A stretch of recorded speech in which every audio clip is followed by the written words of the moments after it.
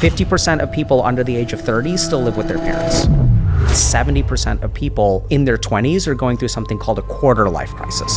He's a Harvard-trained psychiatrist who specializes in modern mental health. Meet Dr. K, the man behind Healthy Gamer, and the voice helping millions navigate the digital world. What does someone do with the feeling of feeling being left behind? People who feel like they're not enough, that feeling comes from trying to make other people happy and failing.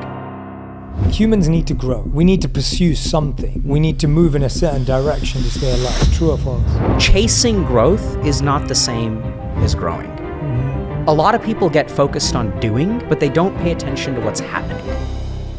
What does it even mean to be a man right now? A lot of masculinity right now is men trying to become as manly as possible in the alpha sense. And that doesn't translate over into happiness, and that doesn't work. When you look at people who are growing up right now, people in their 20s and 30s, why is it that they're confused, lonely, hurt, when externally everything seems to look okay? The #1 health and wellness podcast. Jay Shetty. Jay Shetty. The one, the only Jay Shetty.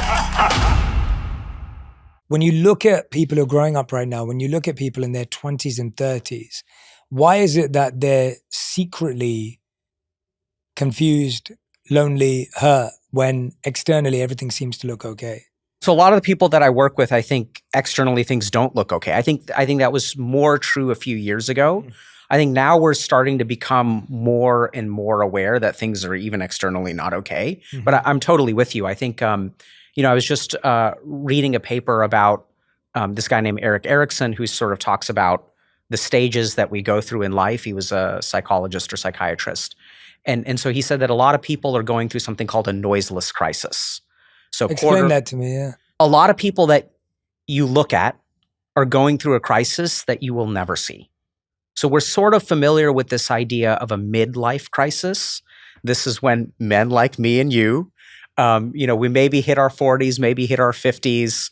We're maybe paying a mortgage. We don't get to do what we want. We'll maybe dye our hair, buy a convertible, and start driving really fast. But what I think is happening way more, and there was an interesting study on LinkedIn that found that 70% of people in their 20s are going through something called a quarter-life crisis. So this is a time when you sort of took all the right steps, you did what you should do, but you wake up one day and you realize this is not the life that I want. So I think we're seeing a ton of that. And I think that one of the main reasons for that is that the answers that the generation before gave us used to work. So like when I was growing up, my parents were like super like, oh, look, you have to be a doctor. And then this sort of idea of going to college, getting educated, you'll get a good job, and then you'll be able to buy a house and happily ever after kind of stuff. But I think that formula doesn't work anymore. I think our institutions have started to fail us, not in a negative way. But I think if you look at the way that psychiatry develops, we'll do research for 20 or 30 years before we figure something out. And there's still studies being published on Facebook today. And I don't mean Meta, I mean Facebook. So this was a trial that started like 8 years ago that they're like publishing the results now. So the rate of change in the world is rapidly increasing. And we don't really know how to deal with it. And young people are getting absolutely crushed. And is that are you saying it's affecting our identity? Like you said, before there was almost a path that was laid out. Yep. And so you had these milestones effectively. Yep. I go to college, I graduate, I'll get married at a certain age, I'll buy a house at a certain age, I'll retire at a certain age. There were these milestones that were laid out for you. And now, whether you go to college or not, there's basically no milestones because the goals have changed, the targets have changed. Yeah, so I don't even know if, I think the targets have changed, but I think the bigger problem is the targets aren't meetable anymore. So just as a simple example, yeah. When I went to college, it cost about $5,000 a semester. Yeah. $6,000, I think. So, college cost me, it took me 5.5 years to graduate. So it cost me somewhere around $30,000 to get an undergraduate degree. I mean, that's the cost of 1 year now, right? So costs are increasing a lot. If you look at this idea of like, getting married by a certain age, and I have so many patients who really struggle with this because they feel like they're late. They're like 50% of people under the age of 30 still live with their parents. So if you sort of think about how does that cascade? Say that again? 50% of people under the age of 30 who are adults still live with their parents. Wow, I didn't know that. Right? So people in the United States? In the US. That feels like India. Like, I'm Absolutely, like, right? yeah, I'm like, wow. And it's an economic thing because it used to be that you can like, I mean, think about, we're here in New York, like rents are crazy. Like you can pay like $3,000 for like a closet, So now it's just not, people are finishing college. They have a ton of debt. There's inflation. People are not able to get jobs. And then if you think about the cascading effect, if I want to date, right, and I'm like a 27-year-old dude, and then like, if the date goes well, it's like, do you want to come back to my place? And then we go back to my place and like my ba is there, and then it's kind of like, you can't really, do that. Yeah. So we're seeing sort of this epidemic of loneliness. We're seeing this like dating and mating crisis amongst like men and women. And a lot of young men are struggling. A lot of young women are struggling too. And so like, I think the world that we lived in has changed and we need new answers. We need new paths to navigate this world. Yeah, I love what you said about how the targets are just unmeetable. Yeah. Because that's why people feel behind. Mm-hmm. It's why they feel late. Mm-hmm. It's why they feel they'll never get there. Now we're all using ChatGPT, but a couple of years ago when I was writing my second book, I started it off by talking about how if you type in on Google, the first thing when you type in, will I ever, which is obviously a question about your future and possibility, the first thing that comes up is, will I ever find love? Wow. And the second thing that comes up is, will I ever be enough? Wow. Like those are the top two questions. Wow. And when you look at that and you think, wow, like love and self-worth, like they are right up there as the top two most Googled things at that time. Now on ChatGPT, I'm sure we'll get so much more data. But I love what you said about unmet needs. What does someone do with the feeling of feeling late, of feeling behind, of feeling being left behind? So this is why I was excited to come here today. Because you didn't ask me why. You asked, what does someone do? Right? And I think that's what sort of exemplifies what I appreciate about you is that you're always focused on what to do, not necessarily why things happen. So I think, if you have that feeling, there are a couple of important things to do. The first is that feeling has to do with your sense of identity. So where do you get these expectations? Who do you think you are? And I don't mean that it sounds so bad, but like really, who do you think you are? How do you understand who you are? And this is what we see in people who have a quarter life crisis is that they are too busy with identification that they don't understand identity. Now, I know that's kind of confusing, but if we think about identification, what does that mean? That means that I'm going to look outside of me and I'm going to find a group of people and I'm going to say my identity is like, I'm one of these people now, right? Like I'm a goth kid, or I'm super into football, or I'm a gamer, right? Or I'm an incel. Like there are all kinds of ways that we can identify. We can identify with a political party. But identification and identity are two different things. And I think that when people feel like they are behind, they have this expectation. They're looking outside and they're saying, this is what I should be. But their information about who they are comes from what they see outside of them. Mm-hmm. And the most important thing that you can do, I know it sounds kind of generic, is to look within. And I mean, really think about, how do I feel about myself? What do I want in life? I oftentimes find that people who feel like they're not enough, that feeling comes from trying to make other people happy and failing. Right? So if my parents want me to be a doctor and I don't go to medical school, which is what happened in my case, then you've let them down. And we get so much of our core sense of identity, the way we're socialized, usually comes from people outside of us. So there's a lot of research on things like attachment theory, where a child knows what they feel based on reflection from people around them. Mm-hmm. And my favorite example of this is like, when I remember when I had a 2-year-old daughter and she was like running around and then she would fall. And then in a moment, what she would do is look around. And if everyone else is like, oh my God, are you okay? She'd start crying. But if everyone is laughing, she'd get up and start laughing too. So we learn so much about ourselves from the people around us. I think the problem is that the expectations that everyone places on us are no longer meetable in the same way. Yeah. So what you really need to do is ask yourself, who am I living for? What do I want? What are the expectations that I've internalized that form my value? And then I also tend to use a lot of meditation practices. So I really like for people who have identity problems, people who have narcissism or low self-esteem, I'll do a certain kind of meditation practice called shunya, which is shunya means void or nothingness. And so they you cultivate this experience of like complete emptiness. And when you cultivate that experience of emptiness, there's a part of your brain called the default mode network. And this is the part of your brain that thinks about you. So like, your brain thinks about all kinds of things. I'm paying attention to you, but sometimes when we reflect on ourselves, what do I think of myself? The really interesting thing is that the default mode network, this self-reflective capability, is hyperactive when you're very depressed. So when people are super depressed, what are they thinking about? A lot of people think that they're thinking about how the world is falling apart. They're really thinking about themselves. I'm a loser. I'm pathetic.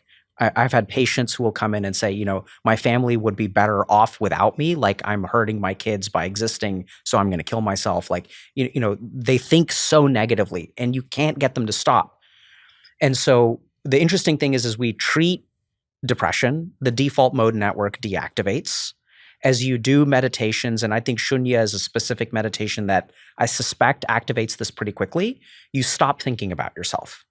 And when you stop sort of hyper-focusing, then I know it's kind of paradoxical, but when we think about ourselves, what we're really doing is we're internalizing expectations. Then you start getting data from within. That's not the same as thinking about yourself. It is actually paying attention to yourself. And then you start to get these internal signals and you get some amount of quietness, some amount of stillness, some amount of groundedness. And then people start to move in the right direction. They start to feel better. Talk to me about that difference between paying attention to yourself and thinking about yourself. What are the different thoughts and emotions and feelings that are connected to each? Beautiful. So thoughts, emotions, and feelings are all thinking about yourself. Mm-hmm. When I think about myself, I'm literally having thoughts. Alok is good, Alok is bad, Alok is beautiful, Alok is ugly. That's all thinking about yourself. Getting information from within is not thinking about, right? So if I think about something, I am over here and the thing is over there. So the object of what I'm thinking about happens to be me, but the thinking is happening over here. I'm using my mind to think about myself. So it's kind of like if you look at your reflection in a mirror, you don't see yourself. You are seeing a reflection of yourself. What you're really seeing is a mirror, right? Mm-hmm. So what I think people get stuck in this, right? Because they're thinking about themselves a lot. Instead, what they need to do is pay attention to themselves. Now, paying attention means observing, not thinking. Just watch. And something really interesting happens. So I work with some patients who have schizophrenia and they become psychotic. And it's really interesting. So when I was back at Harvard, I was trying to develop meditation protocols for particular mental illnesses. So if you suffer from depression, what kind of meditation do you do, and anxiety and stuff. And I turned that all into a guide. But when I have patients with psychosis, what I would try to, so these are people who are having hallucinations and delusions. And what I would really focus on with them is they would get so caught up in it, right?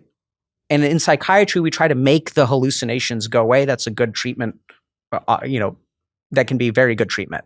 But the other thing that I would add to medications and things like that is let's learn how to just watch it without getting pulled into it. Mm-hmm. If they're there, like, so what, right? Can you just continue to focus on this? Can you shift your attention away from it? So simply observing gives us distance. So there are other patients that I have that will get so caught up in something. And maybe, your listeners have situations where like someone gets dumped and then your friend comes to you and they're like, oh my God, like my life is over, my life is over. No, like take a step back, like get some perspective. So as we observe things, the bite comes out of it. We start to gain a little bit of distance from it. And so you can just witness, okay, I'm feeling anxious today, right? So this is very different. If I say, my life is falling apart versus saying there's a part of me that feels like my life is falling apart. That doesn't make it true. Thoughts aren't facts.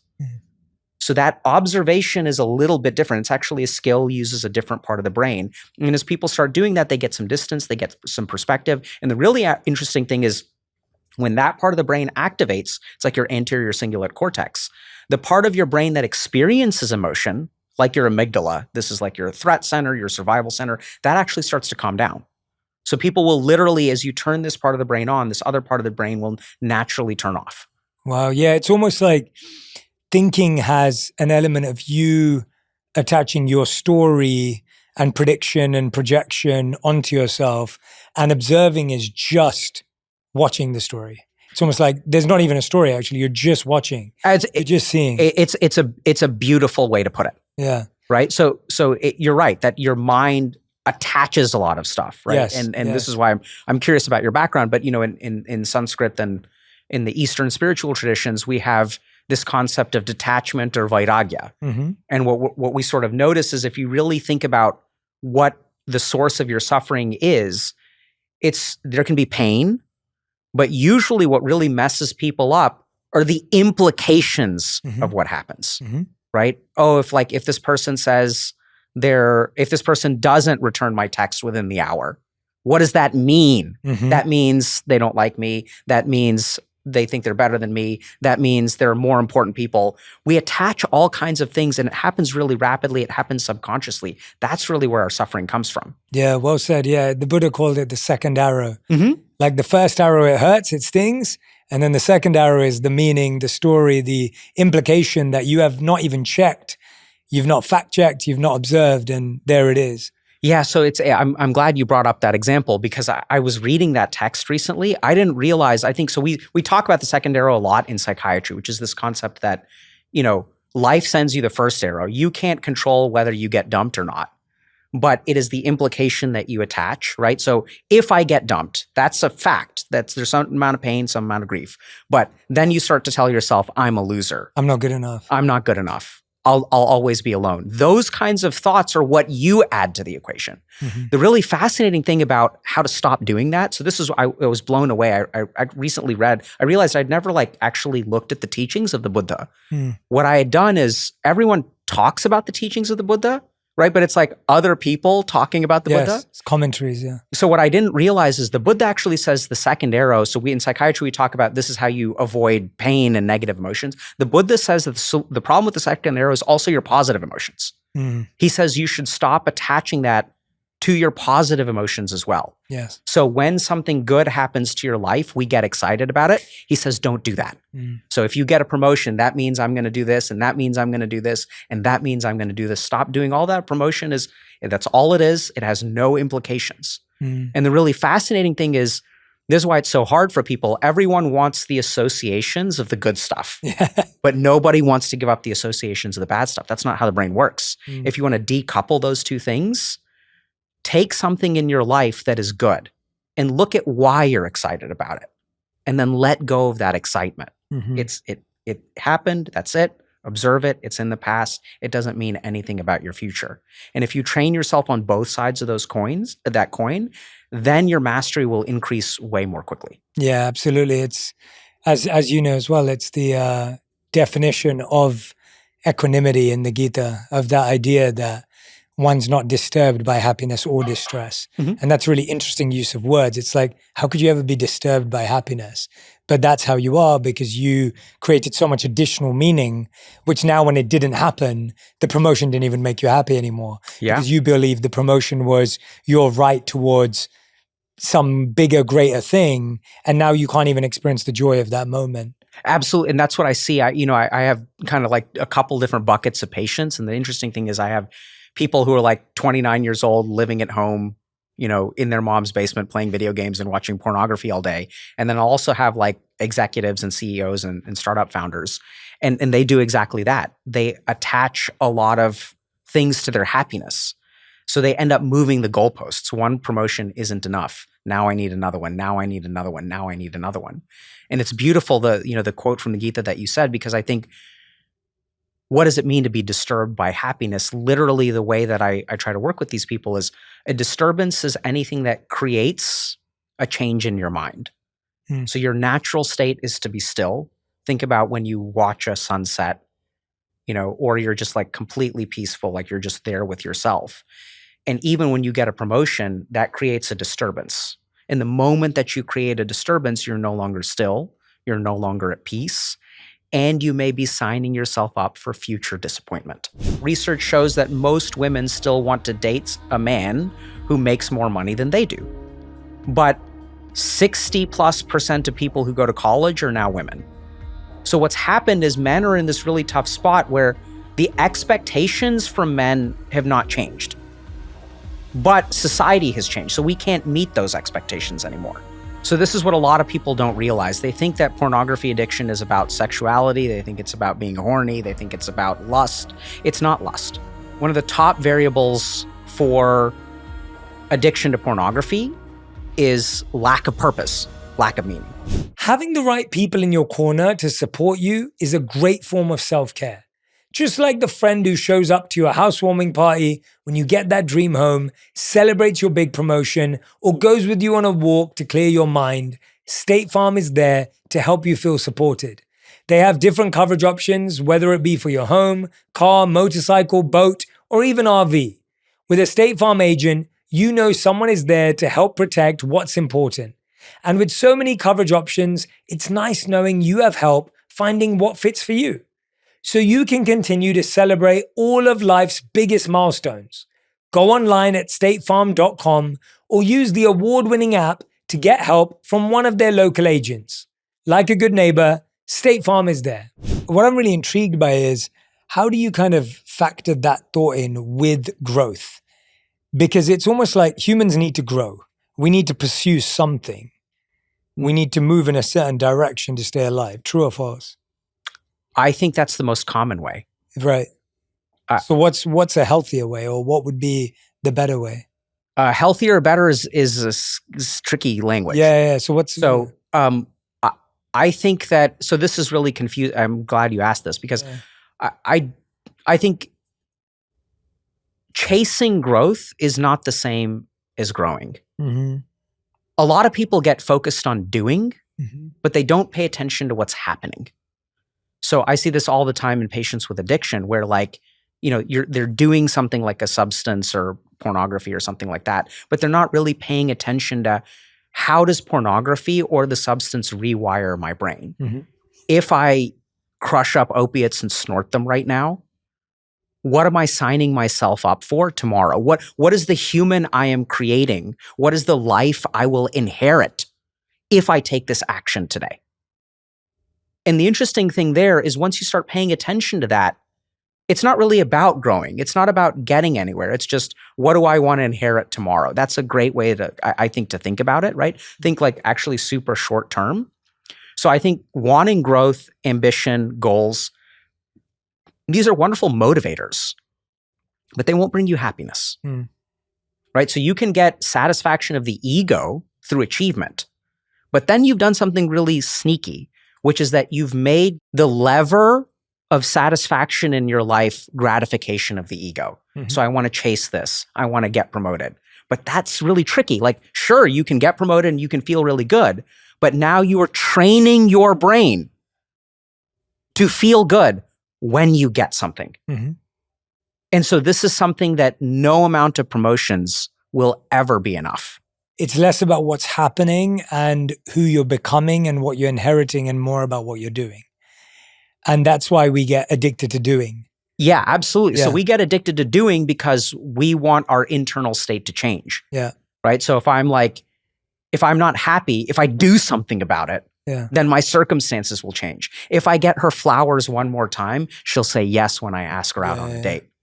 But what we're really doing is we're putting the control of our life, we're putting our internal happiness or contentment based on how the world responds to me. Mm-hmm, mm-hmm. So I'm not saying that you shouldn't act, which a lot of people will say, like, should you not act? Which actually, if you do this right, will be where you end up. And that's what happened to the Buddha, right? So he said, like, I'm going to walk this spiritual path, walked away from his wife, walked away from his son. And so I think that there is a certain part of this path that is not conducive to life, that you will start to change so much. You will start to stop caring so much about the things that everyone around you cares, that it can become really difficult. Yeah, and that's what I was going to say, that even if we go back to the simple idea at the beginning where you said, if you know who you are, you can start to choose your own values, almost your own metrics, your own milestones that aren't based on your parents, society, the things around you. But the challenge with that is you're fighting against decades and decades of wiring that is encouraging you to move at these milestones, to move at this pace, to be married by this age, to have kids by this age. And so it's such a struggle, sometimes it can feel, because you're like, wait a minute, I'm trying to follow my whatever it is, but over here there's this chart that feels like it's ranking me constantly that doesn't just disappear. Absolutely. How do we hold on to our values and a new vision in a world that has a very clear script you should follow? So it's a great question. I guess this is where like I'd like to just share my experience, which is really weird. So I think that I got to where I am by making a series of terrible decisions. And I strongly encourage everybody else to consider doing the same. So I spent 7 years studying to become a monk and then decided to walk away from that, right? So this is like abandoning this path that I spent so much time putting into. Decided that I fell in love and met my wife and was not super interested in brahmacharya celibacy. And so, did that and then ended up going to medical school. Towards the end of medical school, I was going to do holistic oncology and do like evidence-based complementary alternative medicine for cancer treatment. My dad was a cancer doctor. So I was like, I learned all this stuff in India and I was like, let's cure cancer with like herbs and yoga and meditation and chemotherapy. And then towards the end of it, I fell in love with psychiatry. And even my family was like actually super against it. They're like, this is crazy. Like my mom, who's a doctor, was like, you're going to go crazy if you spend time with crazy people all the time, right? Why don't you like be a real doctor? Like do cardiology, Alok. Do such. My wife was watching Grey's Anatomy. She wanted me to be a neurosurgeon. I was like, same organ, but maybe in a different way. And so I sort of walked away. I'd done a bunch of research and things like that. And so I sort of walked away from that path and like at the 11th hour sort of tried to apply for psychiatry, ended up getting lucky. And then I wound up at Harvard and I was like faculty at Harvard Medical School and was like, working on these meditation protocols and stuff like that. And then I kind of started streaming one day, talking to like broke gamers on the internet because I realized like no one's really helping them. And so like walked away from like that academic career. And then the weird thing is like that sort of picked up in a weird way. So I think that what a lot of people don't realize is that, so here I am, you're kind of saying, okay, so how do the world wants me to be this is what I want to be. And there's a fundamental mismatch. Even if I'm going to do this, I'm going to piss off the world. And what I've seen not only in myself, but also my patients who I encourage this path for, I was really worried because I realized that about 40% of my patients within 18 months of coming to see me will make a career change. Wow. And I was like worried that I'm biasing them in some way. Like, am I like shaping them? But I think once you start to realize, okay, this is the direction that I want to move, once you cast some of those things off and you start moving in your direction, you get so much positive internal feedback. Like, yeah, people around you are upset, but you are grounded. Mm. And if you really think about when you feel the most out of control in life, it's because you let the opinions of other people disturb this. But as long as you are secure in what you're doing, if you really lean into that, and there's so much positive feedback. Like the first time I started streaming on Twitch and, like there were 5 people there, it felt so good to talk to them. It just felt right. It felt right in here. And the biggest thing getting in the way of that in today's society is we use technology to dull what's going on in here. I'm feeling anxious. Like I'm on the subway. I'm bored. I don't like feeling bored. Let me pull out my phone. I'm feeling anxious. Let me pull out my phone. Oh my God, my boss just told me let me pull out my phone. So we do so many things with technology that dull our sense of self. We don't like to be with ourselves anymore. I saw a super scary study. People are spending so much time on the toilet with their phone. It's increasing the risk of hemorrhoids by about 65%. Oh gosh. And they're not even pushing. They're just sitting there. And if you stay in that position in your body, it puts pressure on the blood vessels and like sitting on the toilet with your phone is giving people hemorrhoids. Oh my God. It's super scary. And it does something similar to your mind too. I don't know what. But I mean, it's, as I'm listening to you, I'm just thinking like, that's really the core of all of it. And you talked about the ego self at the beginning. It's almost like the reason why we're so obsessed with what everyone thinks about us is because of the ego. Mm-hmm. It's right there. So if I was to ask you, what does someone do to truly stop caring what people think? Because there's usefulness in caring what people think. Absolutely. It's what helps the world stay sane to some degree. But at the same time, there's a part of you, which what you're saying, which I love, is this idea of I loved the explanation you gave between, hey, when I was live on Twitch for 5 people, it felt right here. And then the opposite to that, which is I don't feel good right here, so I'm going to numb myself with technology. Or you said dull yourself. How do we even get to that clarity that I like doing this right now? Because I think we've all become so clouded. And I'm sure you see this with the people you help and serve and the millions of people online all the time, that even when you encourage someone to move in a direction of noticing what's true to them, it becomes a really difficult concept for people because they're like, I don't know what's true for me. I like all these things and I like this, but now I'm distracted by video games. I'm now distracted by porn. I'm now those pulls are so strong that even if you're close to knowing, I really like this 5 people on Twitch, the distraction of, I wish I had 1 million subscribers is so strong that you get pulled away from that sense. How does someone truly know something that feels right for them to pursue in a world where they're either clouded, so they don't know themselves well enough, or they get distracted? I think the answer is sort of in the question. And I think this is why it's fun to talk to you, because you ask questions with certain concepts in mind. So I think, I don't know what I feel. So let's understand that first, right? So if you want to understand what you really want, because you are getting distracted, and it happens to me too. I'll see, now that I'm in whatever room I'm in, I make comparisons, right? Oh, this doctor is doing this influencer is doing this. So the first thing to understand is that where you spend your attention is going to be where you get information. So literally, if I numb your tongue, if I'm doing dental surgery, you can't talk, you can't chew. So one of the key concepts is awareness precedes control.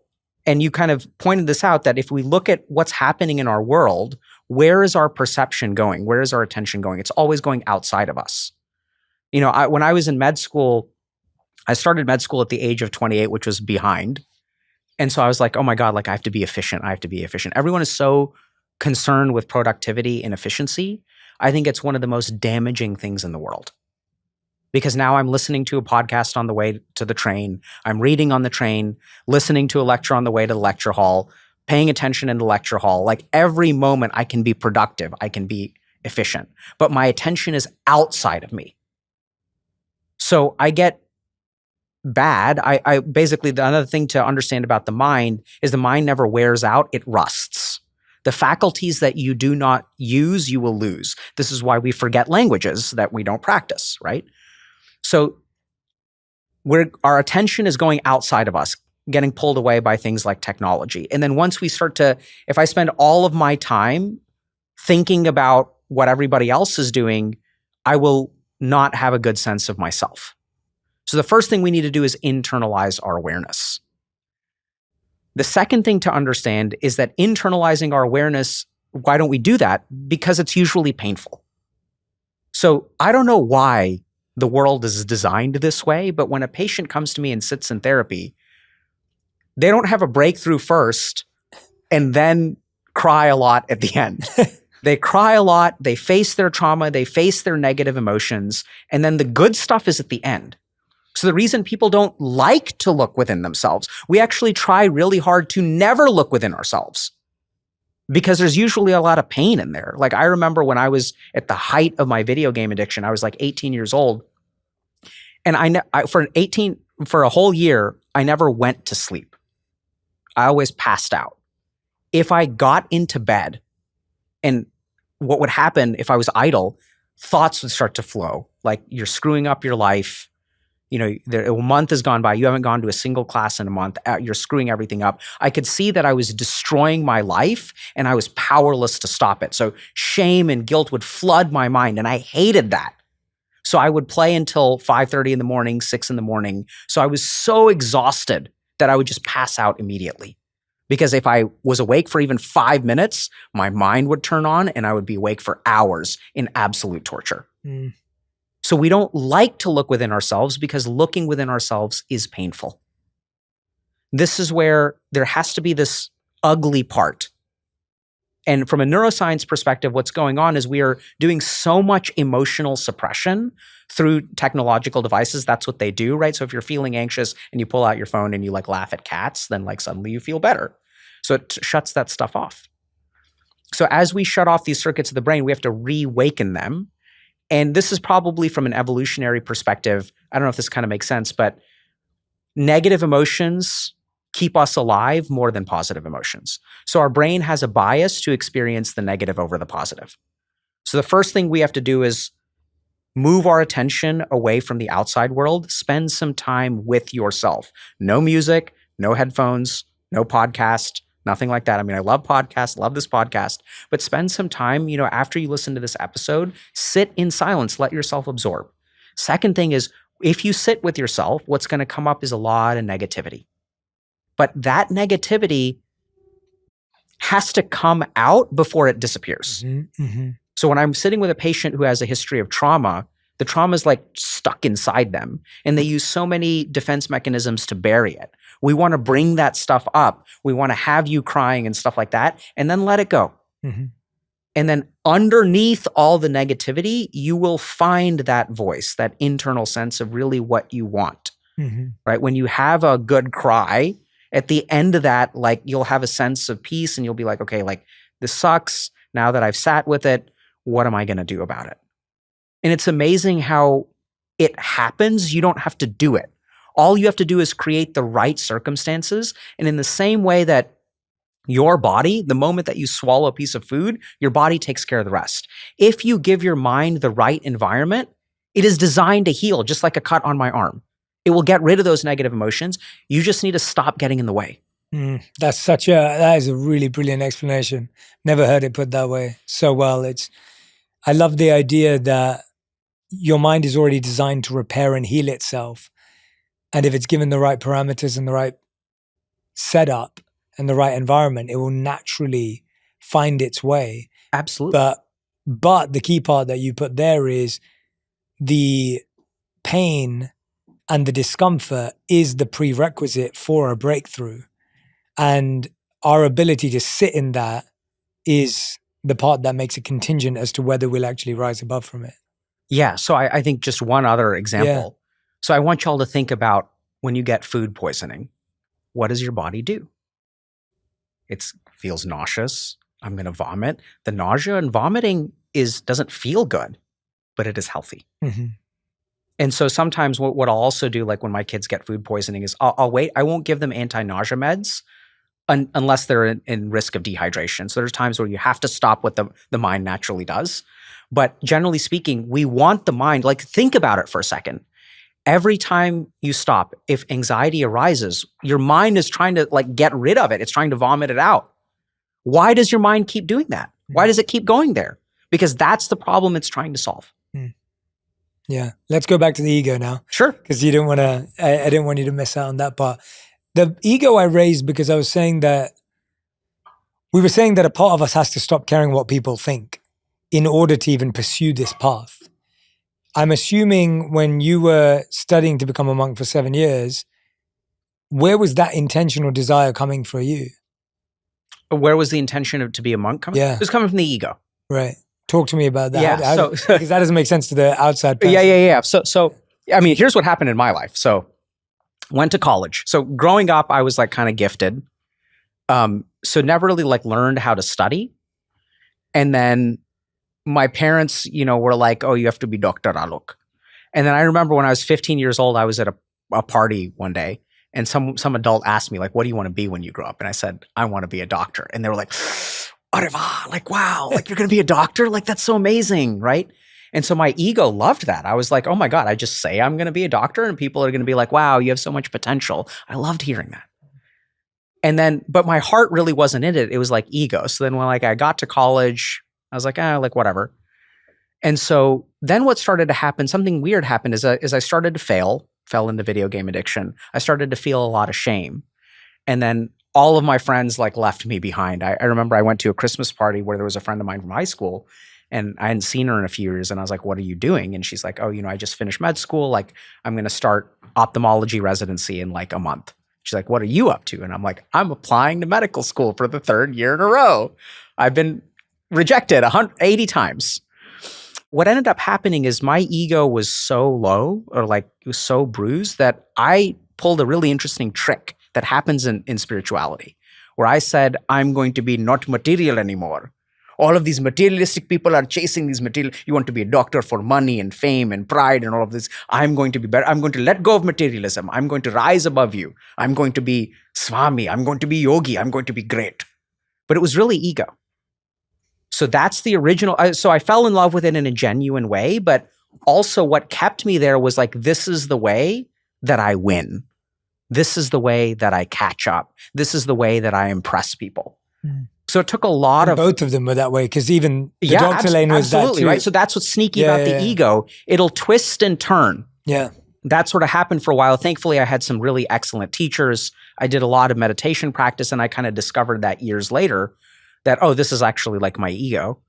So that was my journey. And then I actually like let go of the ego quite a bit. I stopped caring about my grades, and we'll get to that in a second. So I like ended up getting into medical school, and I tried to take my vows. So when I was 21 years old, I went to my guru and I said, I want to become a monk. Like, can I take my vows? And his response was really interesting. He said, becoming a monk is about giving up your life, but you don't have a life worth giving up. Your life is empty. Like, you haven't done anything. What are you giving up? Nothing. It's an escape. So he said, go back to the US, get a doctoral degree. And if you still want to do it when you're 30, we'll take you. You can come back every summer. We'll continue teaching you practices. You can continue learning. You can walk that path, but we're not going to let you take vows. So I said, okay, fine, deal. So I went back, focused on getting a doctoral degree. So I decided to go to medical school. That's a little bit silly because my wife wanted to be married to a doctor. I was like dating her. So I was like, all right, might as well. Which is like so funny because, everyone thinks like, oh, like you have some deep. No, I was just like, I got to get a doctoral degree. And like this chick that I like wants me to be a doctor. So like, let me do that because she's going to think that's hot. So, I mean, it was so like simple, right? So as I start really focusing on the work, and then I think I sort of let go of my ego. And so you kind of talked about, how do you stop caring? So, like you said, you should care. So I care a lot about what people think, but I don't let it determine my identity. So people say negative things to me all the time. I got reprimanded by the medical board of Massachusetts. I think that's a good thing. I think that's a healthy thing. I think that sometimes in life I make mistakes. And I think sometimes in life I behave in a non-perfect way. And so I value what people think, but I also accept that I'm not perfect, right? So of course I'm going to make mistakes. I try not to let it affect my sense of me. And that's the key differentiator. Because what a lot of people do, this is the biggest mistake I think you can make, is this is what happens, right? People are like, I care so much what people think. So how do I fix that? I stop caring what people think. And then you turn yourself into an asshole. And then that causes lots of problems. And so the problem is either end of the pendulum is a bad idea. So receive what people think. Also add some context to it. Don't just take it at face value. Where is this person's criticism coming from? 90% of the criticism I get is projection, right? They see in me something that they don't like, but that's not really who I am. So accept the criticism, and then also recognize that just because someone says something about you, even if it's true, that's not who you are. Yeah. Right? It's an attribute of you. But at your core, you're just a regular human being trying to navigate this world, doing the best that you can. And the moment that you accept yourself as that, nothing great, but also nothing terrible, things become way easier. Yeah, it seems like for most people, following, whether they call it ego or whether they call it something that gets them the result they want, i.e., I get to marry the girl I want or the guy I want, or it gets me a promotion, gets me some more money, helps me move to this city.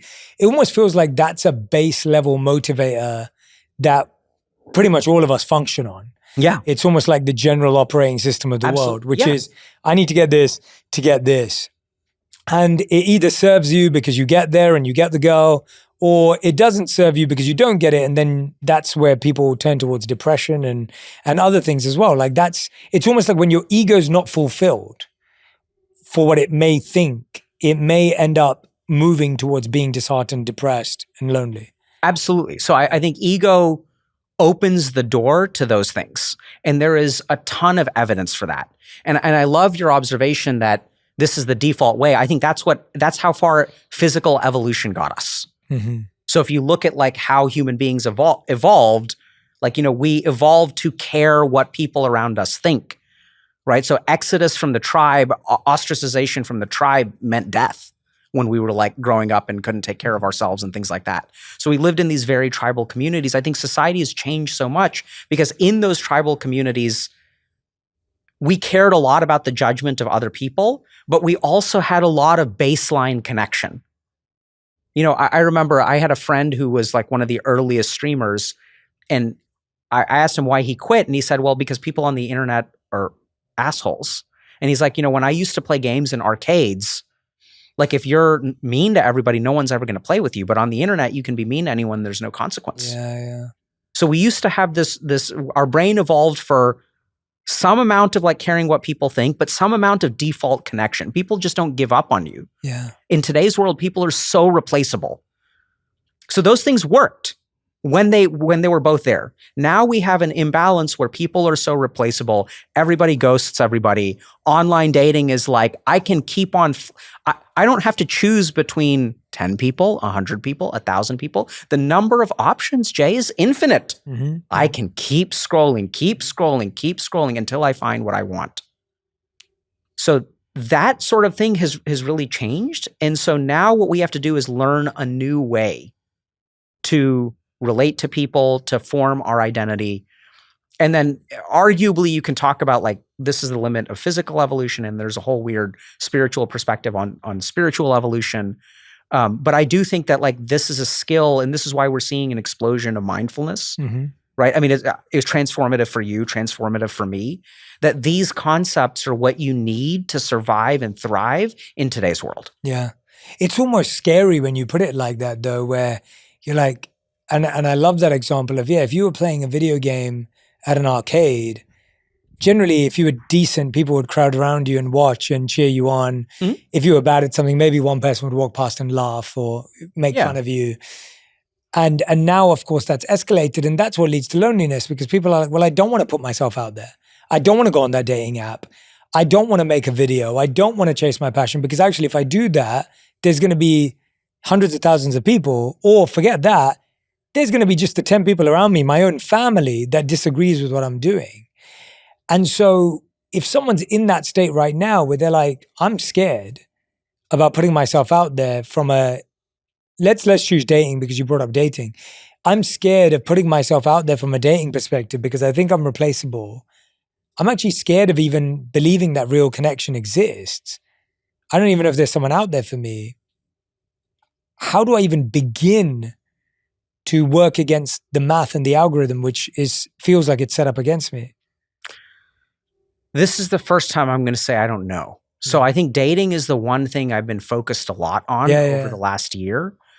But in terms of what I understand and what I know, I got lucky.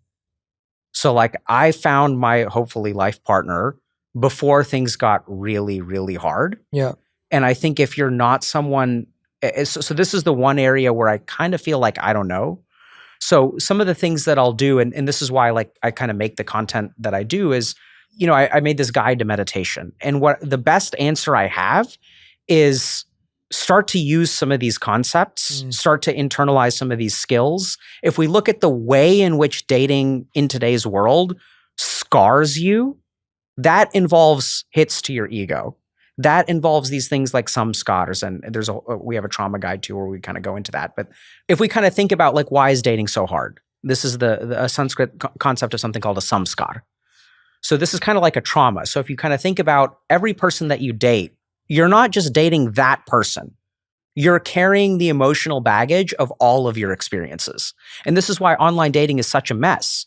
Because if you go to date someone online, they're not judging you based on you. They're judging you based on all of their past experiences. And yours. And yours, right? So when someone doesn't text you back, your mind attaches associations to that, right? Like, oh, this means they're ghosting me. Well, why do you interpret that as ghosting? Because I've been ghosted before and it hurt so much. So as we go through life, we start accumulating baggage. And then what happens is we're not dealing with a person. We're interpreting that person, and I'm sure there are people in the audience who have felt this, where people don't judge you for you. They look at some tiny fraction of you and they inject all of their negative experiences with people like that. All men are dangerous. All women, you can't trust women, right? So where do these generalizations come from? And we see this so much, get this kind of indoctrination using social media, but the root, the psychological injury is there. And so the best thing that I know how to do is teach people, let's give you a course in yourself. Yeah. This is how you work. And that's really what I learned in India. When I was here in the United States, they'll teach me about physics. They'll teach me about chemistry. No one could explain to me, I want to wake up at 8 a.m., but I never do. I want to stop playing video games, but I can't control myself. And so as we teach people, like it's interesting because we have a lot of incels that have been coming into our community for the last few years, and like they're starting to get better. As you teach people, this is how I work. This is where my ego comes from. I want a relationship so bad that I'm going to tolerate abuse because I'm scared of loneliness. I would rather be abused than alone. So once you start to understand these things about yourself, once you start to dissolve your ego a little bit, once you start to realize what your samskars are, what is the emotional baggage that you carry around that sabotages all of your interactions? And the way that you know this happens is because the same crap keeps happening to you over and over again. This person takes advantage of you. This person takes advantage of you. This person takes advantage of you.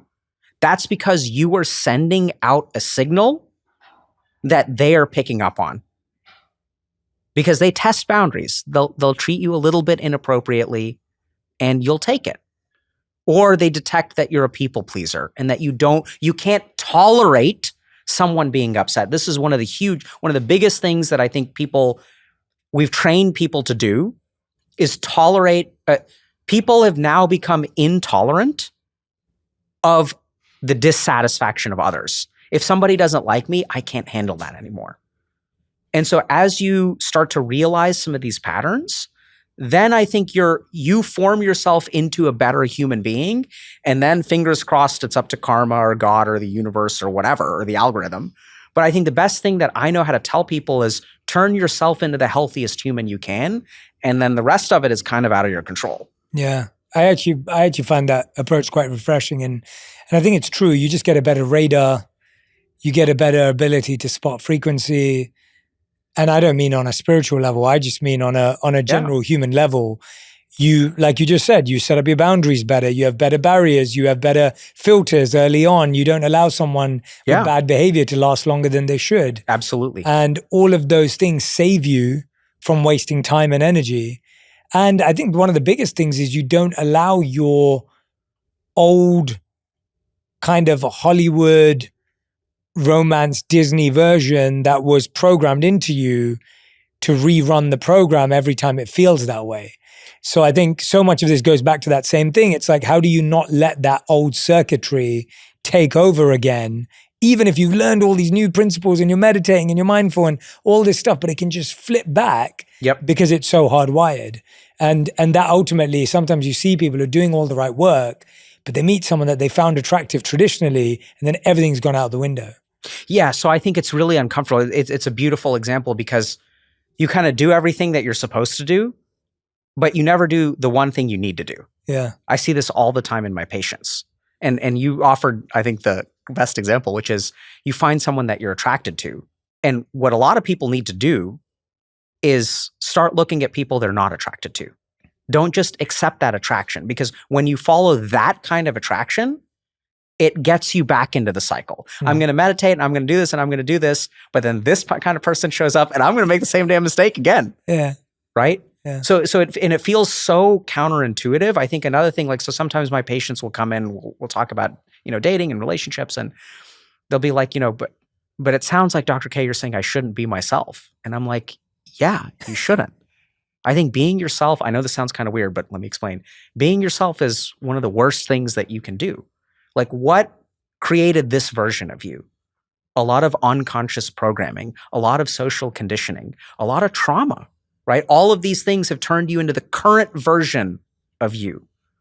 So I think the real you is way more formless and egoless and all that kind of stuff. We actually need to dismantle. Don't just be this set of patterns. That's what they oftentimes mean. They say like, if you can't handle me at my worst, you don't deserve me at my best. So I'm going to continue acting at my worst.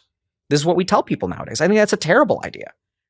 And we wonder why there's such a dating and mating crisis when everyone's like, I'm just going to be me. If you don't like me, you can move on. I'm going to move on too. Everyone is replaceable. I don't need to change. Right? So I think we need to take a step back from that and try to really turn yourself into the best human being that you know how to be. And then I think things will turn around, which is what I see pretty consistently. Yeah. At least you have the tools. Yeah. Like you said, it may not solve all your problems, but at least you have the tools to know what to do with it. What do you think it means? You talk so much about masculinity, which I really appreciate, because I think it's an area that the country as a whole that we both live in is dealing with right now. Yeah. The world's dealing with it for sure. What does it even mean to be a man right now? I don't know. Yeah. Yeah. So, I mean, I don't. Yeah. What's confusing people, I guess, is the question. Yeah. So I mean, I don't prescribe. So masculinity, my understanding of like the scientific or literature definition is like, it's like the set of, behaviors and expectations that we put on men. That's not the lens that I work. So if you ask me about masculinity, I'd say like, go ask someone else. I mean, I'm going to talk about it, but like, just to be clear, I'm a clinician. Yeah. So I'm zoomed into one person at a time. Mm-hmm. So what I think is going on right now, I had a really interesting video come out recently that got a lot of controversy about why women prefer beta males. Mm-hmm. So this is like a big thing where everyone's like, I'm going to be alpha. And there's so much weird science that people don't understand. So as one simple example of like a lot of what masculinity, like everyone wants to be ripped. So there's a great study that looked at something called drive for muscularity. Mm-hmm. So this is not how muscular you are, but how much you want to be muscular. So the higher your drive for muscularity is, the lower your likelihood of entering a long-term relationship. You can enter short-term relationships. Higher likelihood of divorce. And I think there's a lot of like crosstalk where like a lot of women are saying what we want is like safety, not some dude who's like super cut. And so there's a lot of confusion about what it means to be a man. I think one of the reasons why there's confusion is because of sort of the way that men and women operate. So there's a part of men that focuses on intra-male competition.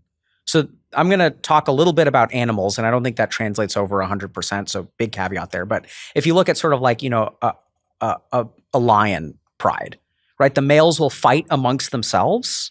And then one male will rise to the top, and then he becomes the male of the pride. So there's this idea that like men will fight amongst each other. They'll create a hierarchy, and then that'll make them attractive to women. And I certainly know that it was really weird. Once I got married and started wearing a wedding ring, I got way more female attention. So I think there's some element of that's true. But I think that having spent a lot of time working with female patients, everyone's an individual. We're not just like products of our biology. And I think this is what really confuses men, is that we can fight amongst ourselves, but that's not actually what women want. That's not what they actually make their selections based off of. So I think a lot of masculinity right now is men trying to become as manly as possible. In the alpha sense. In the alpha sense. And I think that people get super confused because like that doesn't translate over into happiness. And if it doesn't translate over into happiness, these dudes, like I've worked with so many men who like are super into transactional relationships because they really think that human females, that these general principles of how lions select mates will translate over to an individual person who has unique genetics, unique history, and that doesn't work. So they approach this relationship transactional. They'll think like, oh, all women want is like money. So if I approach a relationship from a transactional perspective, if I see a woman as just a biological uterus, the women who want a partnership will run away. The women who have enough confidence will be like, this guy is an asshole, they'll leave. And so all you'll be left with is women who also view relationships in a transactional way. And then that will sort of feed into giving you this idea of like, okay, this is all women want, because all the women who don't want that will never date you in the first place. So I think we're seeing a lot of these like mechanisms at play. I think a lot of this masculinity is because we expect a lot from men, but as men are failing those expectations because I think they're unreasonable, we're not really giving them an alternative. So I think, research shows that most women still want to date a man who makes more money than they do. But 60+% of people who go to college are now women. So what's happened is men are in this really tough spot where the expectations from men have not changed, but society has changed. So we can't meet those expectations anymore. And so there's this really interesting gap. And when people feel crushed, when they feel rejected, the ego activates. We fall into all of these like unhealthy behaviors like pornography and drugs and video games and stuff like that to soothe our internal environment. We don't teach boys or men emotional regulation skills. And so I think there's like just a confluence of 1,000 things going on, and men are getting like crushed and squeezed. Yeah. And I appreciate, I know you're a clinician. I just find your perspective on some of these more societal challenges to be, great observations. And I feel similarly, it's almost like, it's what we talked about. We talked about there were targets. Somehow some of those targets have remained, but they feel unmeetable. Yep. And then there are moving targets, which you keep trying to place, i.e. I need to get more buff, I need to get more ripped, I need to get more money, whatever it may be. And they become arbitrary, abstract targets. What's happening for women on the other side? Because society has also changed and their desires. Yeah, I think they're getting equally screwed. Yeah. So I think the first thing to understand, and I don't think it's like a competition. I think as society is changing, women are facing particular challenges, men are facing particular challenges. And one of the beautiful things we've seen in our community is the more that we understand that, I think the better off things get. That's the conversation that needs to be had. Yeah. So, and it's beautiful. I remember a post that someone once made. So there was a woman who's very attractive who said, I'm an incredibly attractive, physically attractive woman. I feel so incredibly alone. Every time I meet someone, they don't see me, they don't care about me, they just care about the way that I look and things like that. So there are people always around me, but they're like using me constantly. And then the really funny thing is like, there was an incel in our subreddit who was like, wow, like the way you're describing loneliness, that's exactly how I feel. I never imagined that like a 10 out of 10 attractive woman could feel the way that I feel. And it was like a really beautiful moment, like of weird connection over the internet. I think one of the key things that women are struggling with right now is, first of all, safety. So I think that men are getting very aggressive. Men are getting very angry. And there's some reasons for that. I think that's a problem, but I think it's the only card men have to play in today's society. So I think their safety is kind of the number one priority, or like the number one danger that a lot of like women face. And I think it's something that a lot of men like can't understand.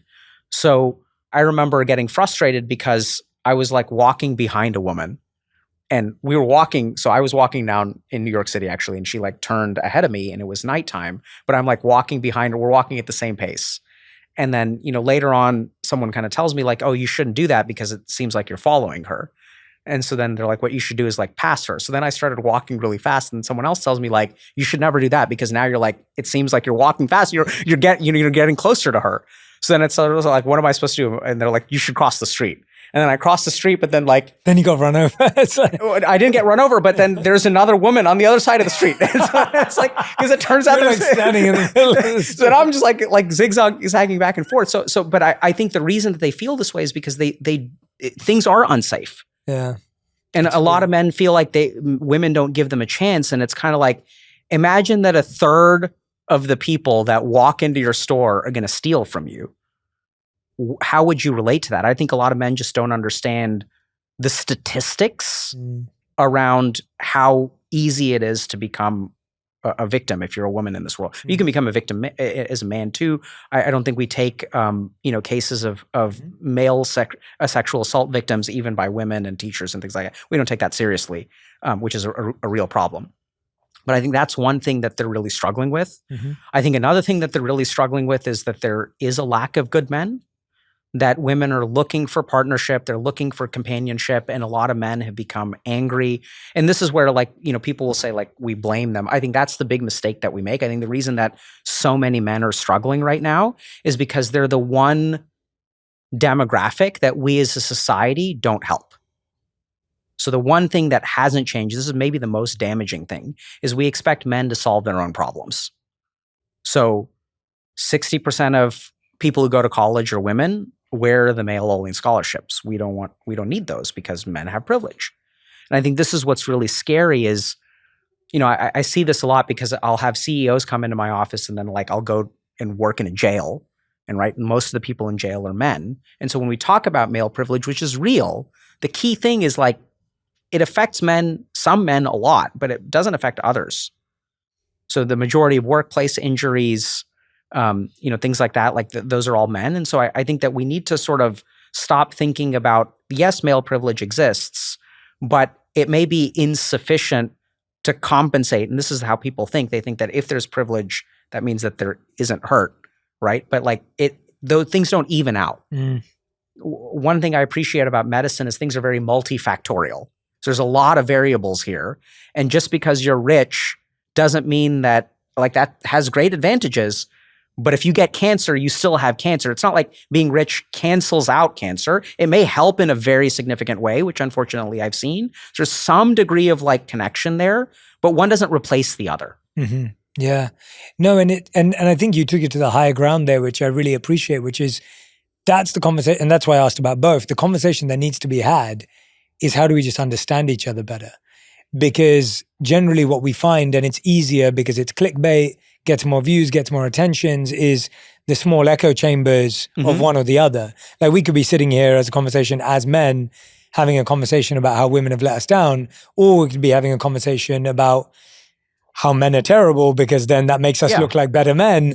And both are not helpful for society because we're just going to sit on the opposite sides of the bridge and just point fingers. Yeah, I'm with you. So I think that, that's what happens is that's literally what we see is then, male only spaces will highlight how women are saying that men are all trash and men need to make 7 figures or whatever. Yeah, right. So and everyone's just pointing the finger at each other. And I think you're spot on that what we really try to do is just understand. Yeah.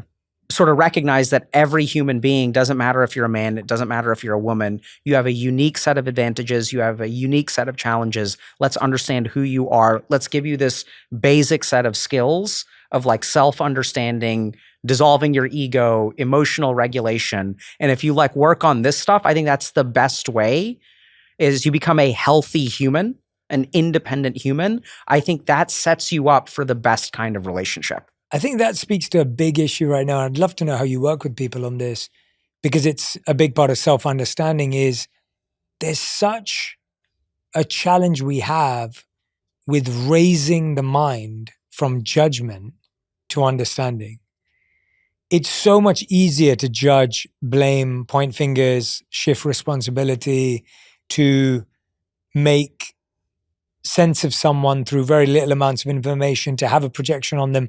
How do you encourage your clients? How do you encourage your patients and people you meet to rise from judgment to understanding in a world where we don't have time, we don't have energy for that, it requires so much more effort? So I don't know about time, but it does require more energy and it does require more effort until you learn how to do it.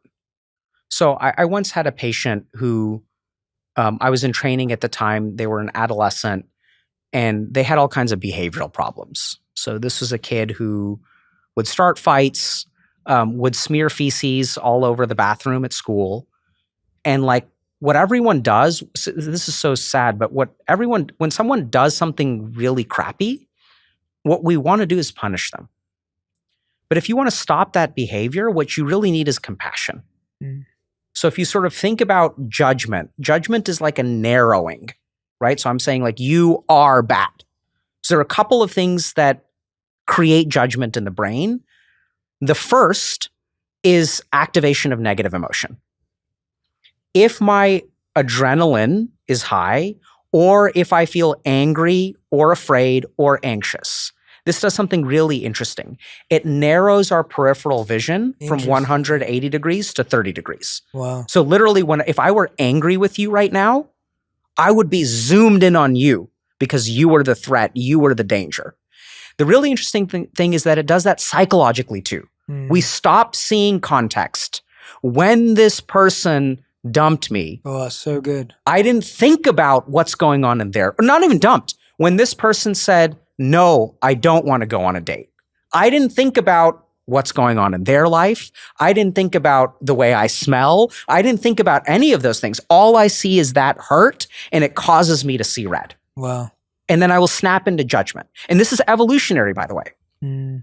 So when I'm like working the fields and a tiger shows up, I don't want to be like, I wonder how that tiger's feeling today. Like, is the tiger hungry? Is they not hungry? So this is evolutionary. Fear and anger cause us to zoom in, see black and white, and act before we think, which is the only way that we survive. So what we really need to do to stop judgment is to lower those emotions. And we see this so much with Israel, Palestine, Democrats, Republicans, liberals, conservatives, men, women, right? Everyone is angry. Everyone is fighting for survival. And when you fight for survival, there's no room for compassion. There's no room for empathy. There's no room for understanding. So what we need to do is two things. One is if someone is coming at you really hard, try to be compassionate. And this is what's really interesting. It's like weird, like being trained as a psychiatrist, like we get trained in this stuff formally. It's really hard to do. But when a patient comes into my office, like you're terrible and psychiatrists are all terrible. And like I hate being here and I don't need to be here. And all y'all, you're just trying to scam me. Like big pharma's paying you to fill people up with meds. The natural reaction is like, no, they're not. No, I'm not. No. But I'll be like, okay, hold on a second. I can see you're really upset. But tell me like why you hate psychiatrists so much. Like what have been your experiences? I'd really like to understand. And when someone comes at you with hard emotional energy, if you sort of make yourself like water, if you kind of give them that space, they kind of deflate. Right? So if I come at you, like I argue with my wife all the time. And if I come at her hard, like she's done an awesome job recently of like really handling my anger, where I would come at her hard and she would fight back, right? And if she comes at me hard, like I'll fight back. We've done a really good job of like giving each other space. But like, I get you, you're pissed, like tell me more. Let me understand. Help me understand. So don't respond to that negative energy with like a negative emotional energy. It'll narrow your view. And for those that you judge, so if someone is coming at you, I think you got to cool off a little bit, right? So, and then if someone is coming at you, try to be compassionate towards them. Now, this is where a lot of people get tripped up because they think compassion means giving them what they want. So sometimes people will come in and will be like, I need Ritalin. I need Adderall. I need it. Don't you understand, doc? If you don't give me this, everything's going to fall apart and things like that. And I'm like, okay, look, I already prescribed you once. I told you that if you lose your medication, I'm not going to prescribe it to you again. I totally feel that these consequences are there. I'm not going to give you more meds. Right? But I recognize that doing that is going to put you in a really tough spot. I'm going to hold my boundary, but with compassion. What else can I do? Do you want a non-stimulant medication? Do you want to do some other things? Do you want me to write a letter to your professor telling you that, your ADHD is particularly bad right now? I don't have to include details of your clinical history, but say, can you please give him an extension for medical reasons? I'm happy to work with you. I'm going to hold my boundary, but I'm going to be as compassionate as possible. And what a lot of people think is that compassion means letting people run all over you. That's not what it means. So you want to be compassionate, but you want to be stable. Now, if you are feeling judgmental, I think take a step back, take a breath. Also pay attention to the way that you are indoctrinating your mind, right? So if we're spending a lot of time on social media, if we're like watching, like spending time in echo chambers, your judgment is going to be through the roof. And oftentimes, if you are judging someone else, sit down and let them add their human context to your projection. You think this person is doing this and they're doing this and they're like this and they're like this and all women are like this, all men are like this. No, that I don't know about all men or all women, but this human being is not all of those things. There is unique human being. And as you train yourself, and it ain't easy, this is where doing some emotional regulation practices and things like that, like Nadi Shuddhi Pranayam and activating your parasympathetic nervous system and stuff. We have a guide to meditation that's all about that kind of stuff. But I'm sure you're familiar with, alternate nostril breathing and things. So as you do those kinds of things and you like emotionally regulate, as you calm down, then you'll be able to do that. But that requires a lot of energy and effort. Like you're spot on. Reacting is really easy. One of the most draining things. So if you look at willpower as a battery, one of the top drainers of willpower is regulating your emotions. It is the most emotionally taxing thing you can do. So it's hard, but then you'll get better at it. That's a brilliant answer. The idea that anxiety, anger, and fear narrow your viewpoint and therefore don't give you the ability to see everything else in the context around it is such a useful lesson to know why that's happening and how to regulate it. And I'm thinking about talking about your wife. I was thinking about something with my wife. She sent me an idea recently for a new venture that she wanted to start. And in my head, all the fear and anxiety went off. And I messaged back and I was like, yeah, no, but I don't think it's going to work. Like, she just shared an idea. She's like, I'm really excited about this. And my response was like, yeah, I don't think that's going to work. And here are all the reasons why it's not going to work. And maybe we could do it in like 5 years, like all this stuff. And then again, my wife's amazing at this. And she just called me out in the most compassionate, loving way. And she was just like, hey, I was just sharing something I was excited about. I wasn't saying we have to do it. I wasn't saying we need to do it now. I would have just loved for you to just at least hear my idea out. Yeah. Right? To just give me the space to say, oh, tell me about your idea. Tell me what you're excited about. Rather than, and it's so interesting because even though I would generally naturally do that, in that moment, my anxiety, the reason why I didn't, I'm now reflecting back, was my anxiety, my fear, there wasn't any anger, but my anxiety and fear were high. Yeah. And therefore, my response was not helpful. And therefore, if my wife had not been as evolved as she is, then we would have just had a full-blown argument about nothing. Yeah, the one thing that really shocks me is how much yogic training and psychiatry training don't prepare me to be a good husband. That's a great point. Like being a good husband and a father, actually. So well, like, it does prepare you. It's just we're not. I mean, so that's the crazy thing, man. I think like I thought I was like, oh, I got this stuff on lockdown, like I'm yogi and I'm doctor. Like, great. It's going to be, no, it's like, it's really hard. Yeah. Like my wife brings out like some of my worst tendencies and I really have to work on it. Yeah. And she's awesome. It's like I turn into a different person around her in like not a good way. Yeah.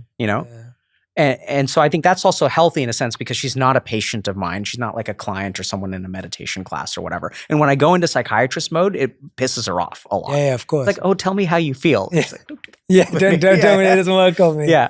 So I think it's hard for everyone, myself included. And it's been shocking like how much you really have to train. Like I have to train myself like every single day to try to be a better husband. Yeah.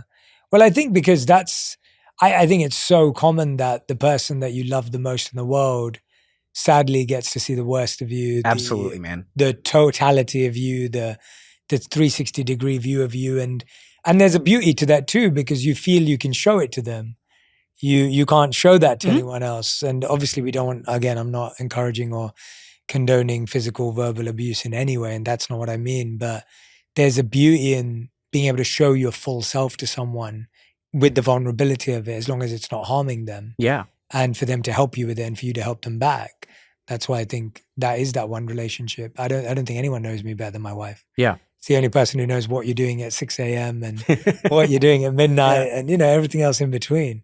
And so it's beautiful. But I wanted to touch on something with you that I wanted to talk to you about actually, because I've watched so many of interviews and today's my intention and my focus has been to really mind that spiritual clinician side in you and to find some of that maybe more ethereal stuff, which you're such a deep expert in as well, because I think the two complement each other so wonderfully in your expertise.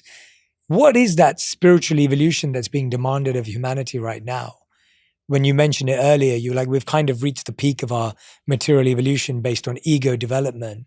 What is the spiritual evolution that we're being invited to? Yeah, so I think this is where like I gotta start with a big disclaimer. So I think this is where like we're talking about spiritual evolution, which is not clear whether this stuff even exists from a scientific perspective. So I may touch on studies and things like that on neuroscience and meditation and brain changes. So there's some evidence of this stuff, but there's a lot of stuff in the spiritual traditions which there's no scientific evidence for. So before I even started med school, I was I was in a Tai Chi lab, a neuroscience Tai Chi lab at Harvard. And so we were trying to understand this like concept of chi or prana or life energy. And so the really interesting thing about this kind of stuff is that there's no scientific evidence that it exists. But when you do a practice that supposedly activates this stuff, it outperforms physical exercise, like yoga, for example, right? Or Tai Chi. So we were studying Tai Chi. And so there seems to be like something where like the health benefit is greater than physical exercise, but we can't really detect. What are you measuring to know that it's greater than physical exercise? I mean, it depends. So, one of my early mentors was Dr. Wong, has a great paper in the New England Journal of Medicine on Tai Chi and arthritis. So she's just measuring the improvement of arthritis if I give Tai Chi, if I do exercise, and Tai Chi is superior.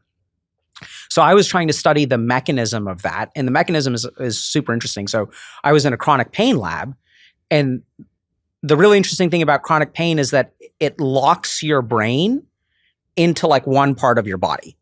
So someone who has chronic pain, they're always thinking about what hurts. Yeah, that's so right? true. Yeah. And then what happens when we do yoga or Tai Chi is that we're putting our body in different places to where if I'm standing on one leg and twisting myself into a pretzel, my brain is focusing on other parts of my body. And that trains my brain to move away from the hurting part. And then once I move away from the hurting part, then I feel it less. And so the pain actually feels better. Mm. And this is also what we do mentally with yoga and stuff. It's like, let me move away from this ruminative thinking. Let me return my attention to the breath. So you're literally training your brain to do what you tell it to. Well, it's just what you said right at the beginning, which was thinking about yourself versus paying attention to Absolutely, right? So the beautiful thing about yoga and Tai Chi is that they force you to observe yourself. Because once you stand on one leg, so you can do a simple, so I'll challenge everybody in your audience to just raise their arm. That's it. I just want them to raise their arm, and we're just going to continue talking. Okay? We're just going to have a conversation. And over time, what's going to happen, you don't have to do it. Because I want to converse with you. You won't be able to converse. Right? So people are going to pay attention if they're still doing it. And then the longer we go, they're not going to be able to hear anything we're saying. We are forcing our attention over here. So the change of our attention becomes really, really important. Anyway, I was talking about Tai Chi and chronic pain, but you asked a question about physical and spiritual evolution. So the first thing to understand is why have we stopped physically evolving? Because we started shaping our environment. So evolution happens in order for us to adapt to our environment. But once I start building cars, creating air conditioning, having cell phones, what we are doing is we are shaping our environment to let whatever I am now continue to exist this way. I don't need to grow. Right? If I shape my environment around me. If I'm a narcissist and I surround myself by people who will say, yes, you're great, you're great, you're great, I will never need to conquer that narcissism. So I think there's a couple of things going on in terms of spiritual evolution. And those things are somewhat reliable to completely crazy. So like, take this with a grain of salt. So I think the first thing is that first stage of spiritual evolution is that since we're shaping our environment in this way, our environment is making lots of changes to our brain and lots of changes to our mind. So this is why we have a mental health crisis. Like it's so weird, right? Science is progressing. We have more neuroscience papers than ever before. We have so many fMRI labs and things like that. Our understanding of the brain and the mind is increasing, but people are getting worse. So the next stage of evolution that we need in your own life, I use the word loosely, but maybe not so much, but is actually like evolving your mind, right? And I know that sounds kind of weird, like evolving your brain, like learning how to change yourself, which is what evolution is, to survive and thrive in this level of the world around us. So this starts with stuff like ego, like we talked about, emotional regulation, not letting these samskars or emotional baggage pile up. You have to do a ton of mental training to survive in today's world. Then there's like other weird things going on. So like the other weird stuff is like when you start to talk more about these spiritual traditions. So weird stuff. There's a study that was done on DMT that 92% of DMT users will encounter otherworldly beings. Now, we have no scientific evidence of this, except I think this is could be argued as scientific evidence. I'm not saying it's complete evidence, but now what we have is we have something like a telescope, where if I like look through a microscope, if I look through a microscope and I see a lot of bacteria, you can't see that with the naked eye. But if I use this technology, I can see something that my normal perception cannot allow me to see. So I think what we're starting to do with meditation is this is a spiritual technology.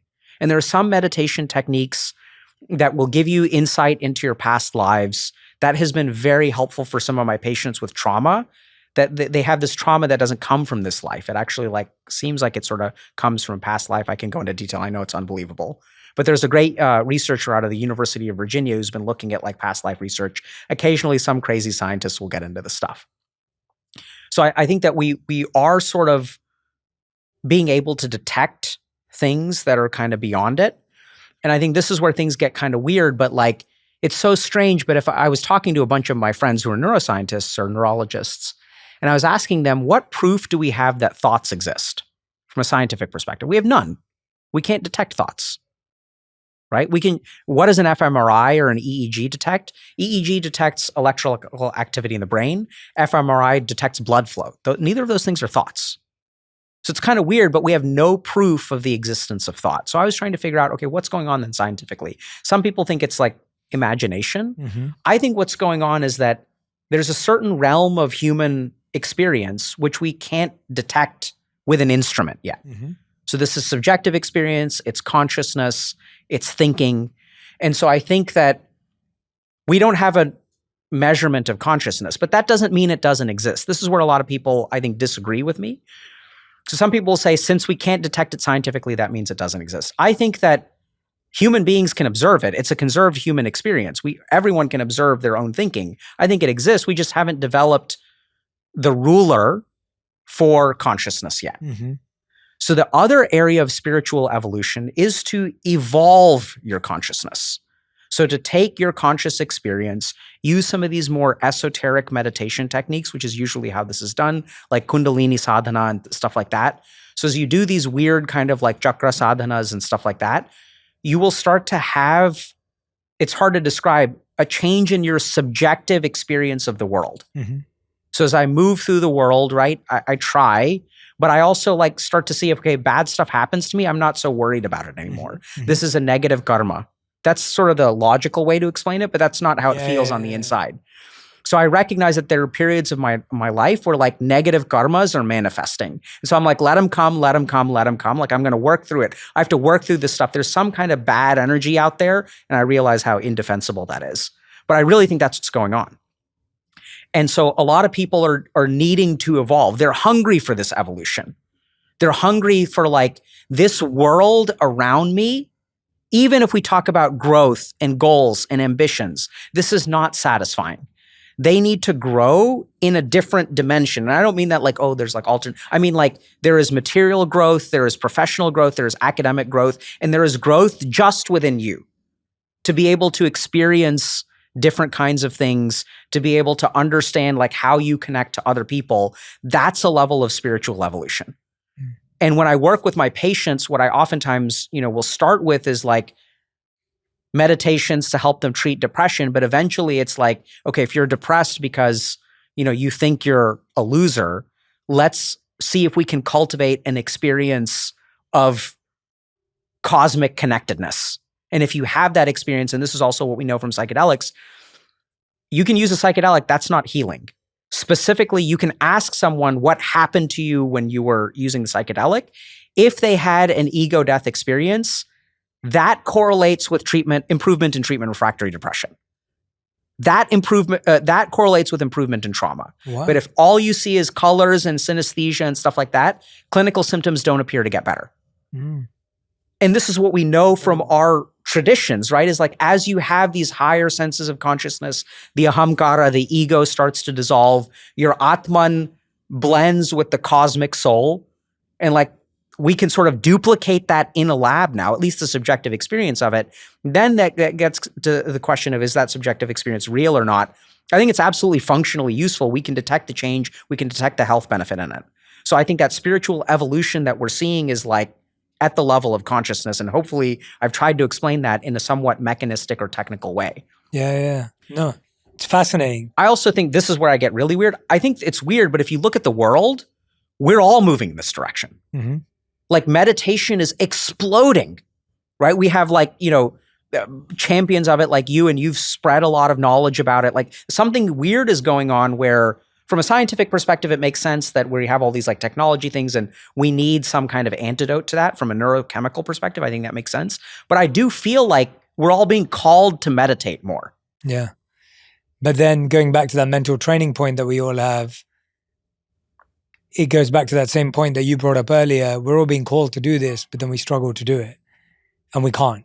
We try once, we let go. We know we need to work out. Everyone knows they need 10,000 steps a day. We don't get 10,000 steps a day. Everyone knows they need to eat better, but we're still, making all the fast food companies rich and wealthier.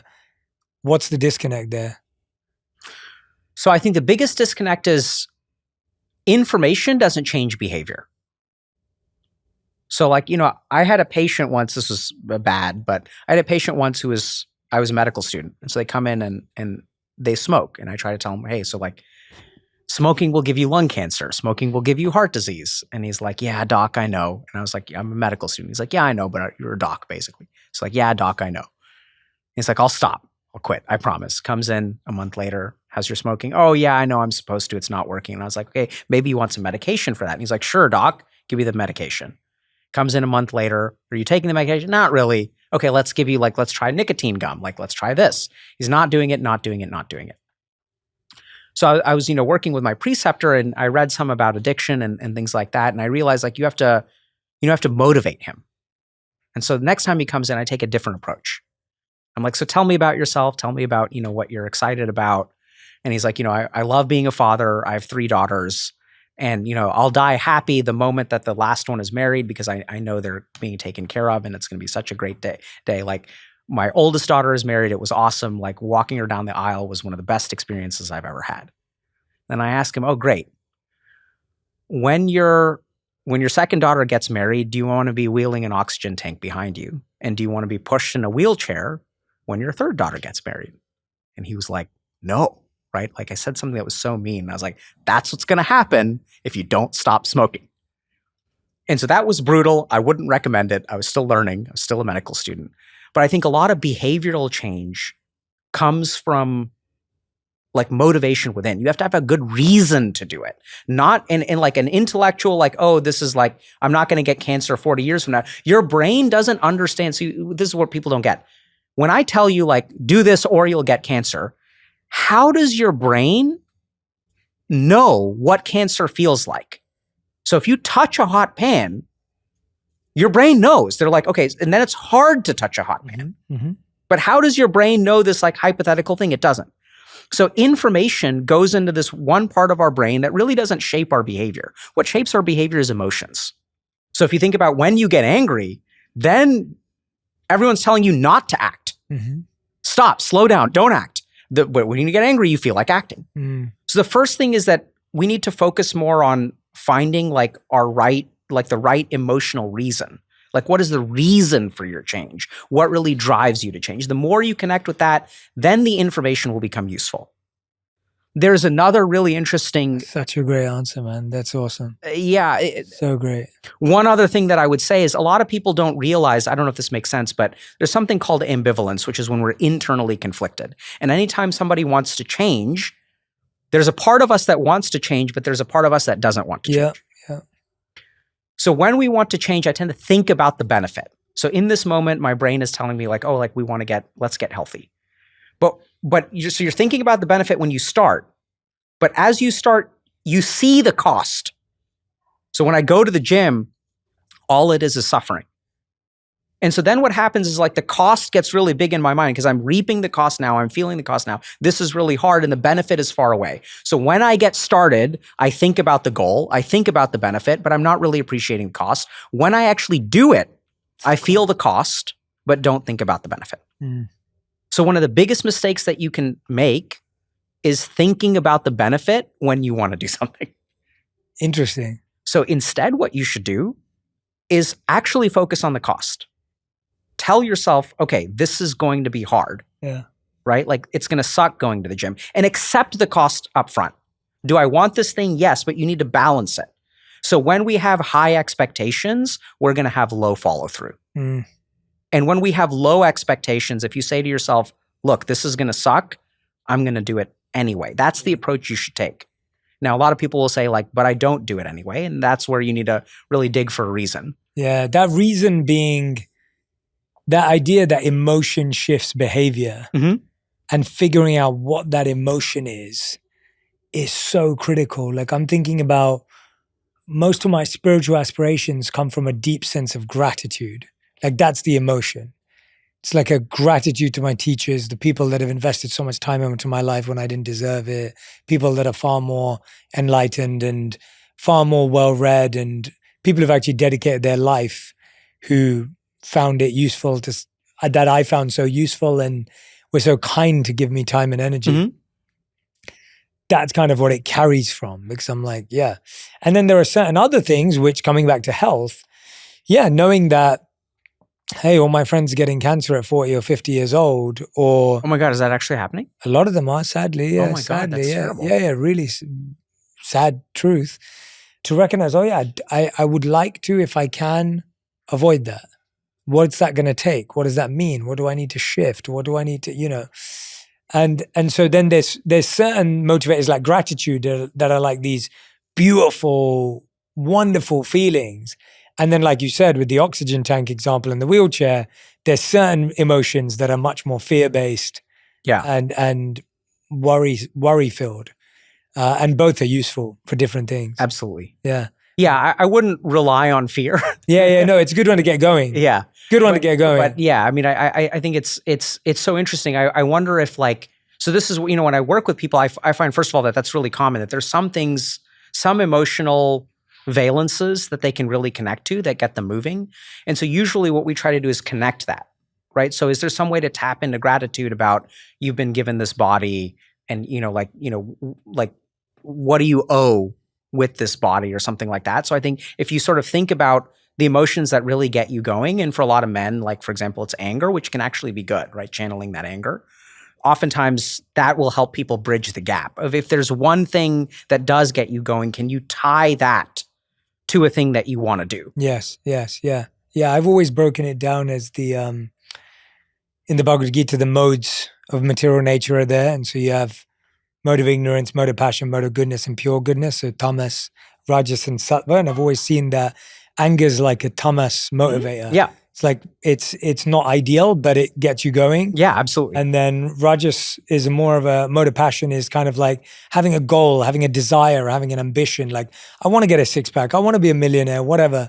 But then above that is goodness and pure goodness, which is more like love, gratitude, all these emotions that are overall have a much more healthier impact and have more longevity to them. Yeah. They don't die when you get there. The really interesting thing is that I think if you use sattvic emotions, your material success could be way lower. Yeah, for sure. Right? So as you start operating from love and as you become a little bit more detached, you may not achieve as much, but you'll be happier. Yeah.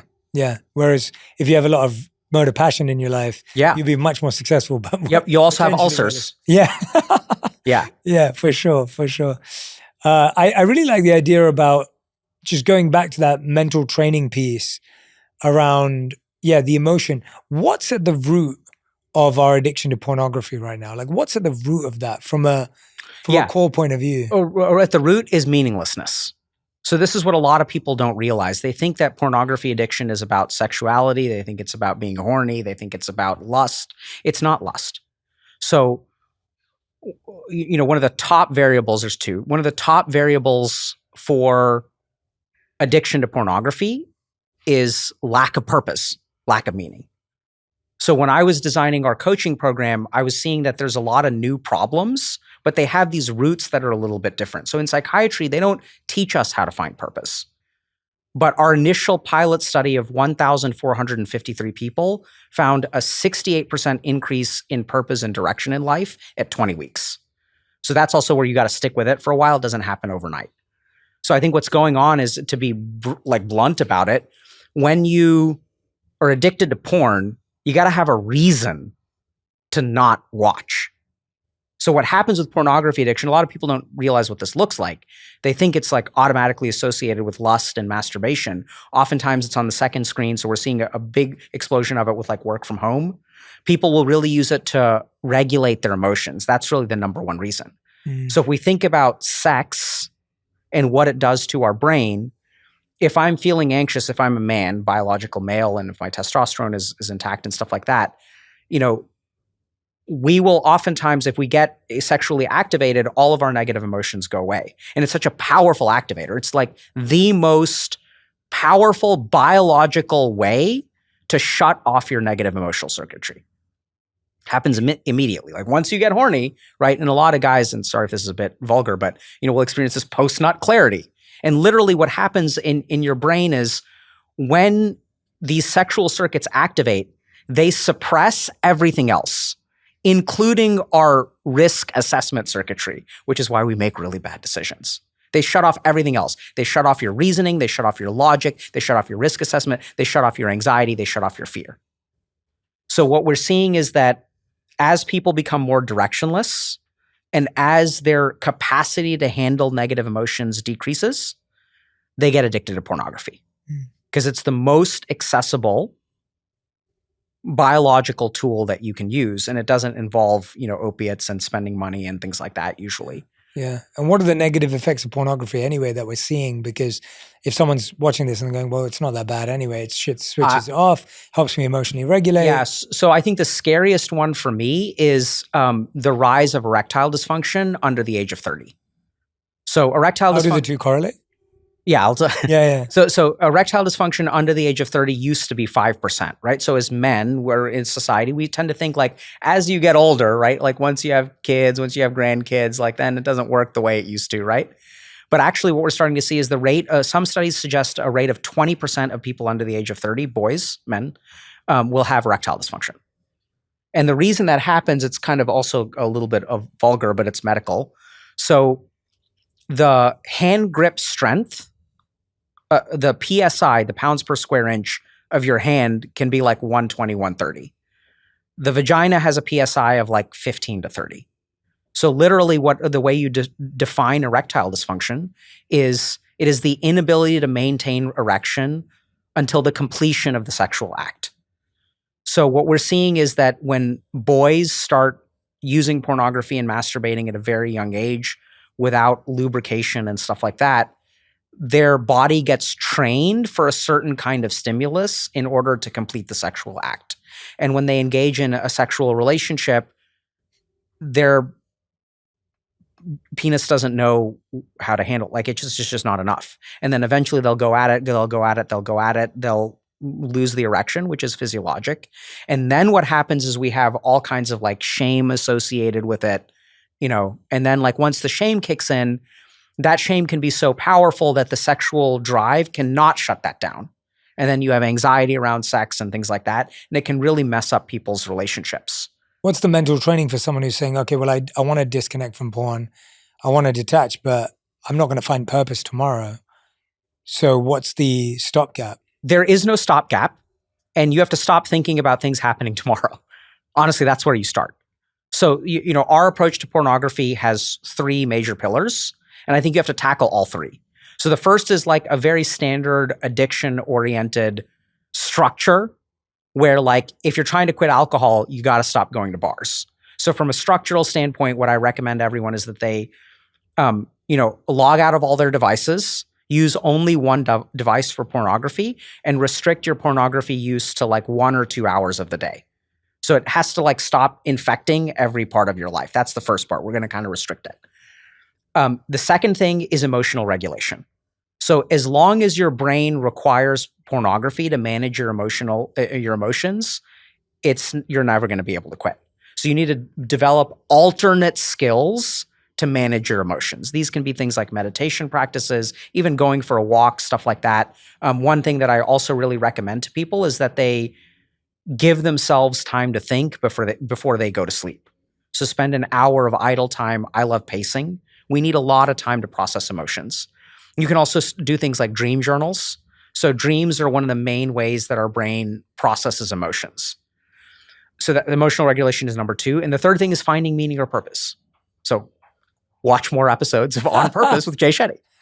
So as you develop that purpose, you're right, it's not going to happen overnight. We see that it takes about 20 weeks. That's when people— 20 weeks is amazing. Yeah. So impressive. It's focused, right? So what we did is we took some of these like clinical things that used to be used to treat depression, and we shift those same conversational techniques, exploratory techniques to finding something like purpose. And that works incredibly well. And then we can go into the details of what that involves. I was going to ask you, that was my next question. How do you define purpose? What are you looking at in the 20 weeks? What are you trying to get people to? So the funny thing about purpose is like, it's not what everyone thinks it is. So the way you find purpose is like really kind of counterintuitive. So it actually involves, I don't know what purpose is. Maybe we can ask you. But what we know is, what are the scientific mechanisms? So if I take someone who has no purpose in life and I take someone who has purpose in life, what do they do differently? Yes, great. That's what we try to change. Great question, yeah. So the first thing is self-direction. So people, as long as life is happening to you and you are not making choices, if you are forced to make choices, you will feel out of direction. Mm-hmm. So this is kind of counterintuitive, but the first thing I tell people to do is start making choices. Mm-hmm. And then the first question that they ask me is, how do I know what's right or wrong? That's not actually, doesn't matter. What matters in your brain is that you choose. Mm-hmm. And the whole point, this is really insidious. If you think about right or wrong, if you figure out right or wrong, you're not making the choice. Yeah. The world tells you this is right and this is wrong. That's the world making the choice for you. This is right and this is wrong. So forget about right or wrong and just make a choice. I don't care what it is. Choose matcha instead of coffee. Put your left shoe on first instead of your right shoe. Start brushing with your left hand. So you need to start making choices. There's a beautiful element about anxiety that we can talk about there. It'll also like drastically help your anxiety. Second thing that you need to do is stretch your capacity.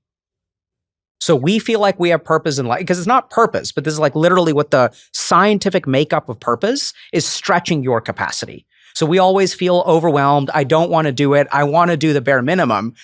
We're a society of people who do the bare minimum. We're a society of people who companies use ChatGPT and AI to review applications. Now everyone is using AI to apply for jobs. It's just AI talking to AI. Yeah. We're trying to do as little as possible.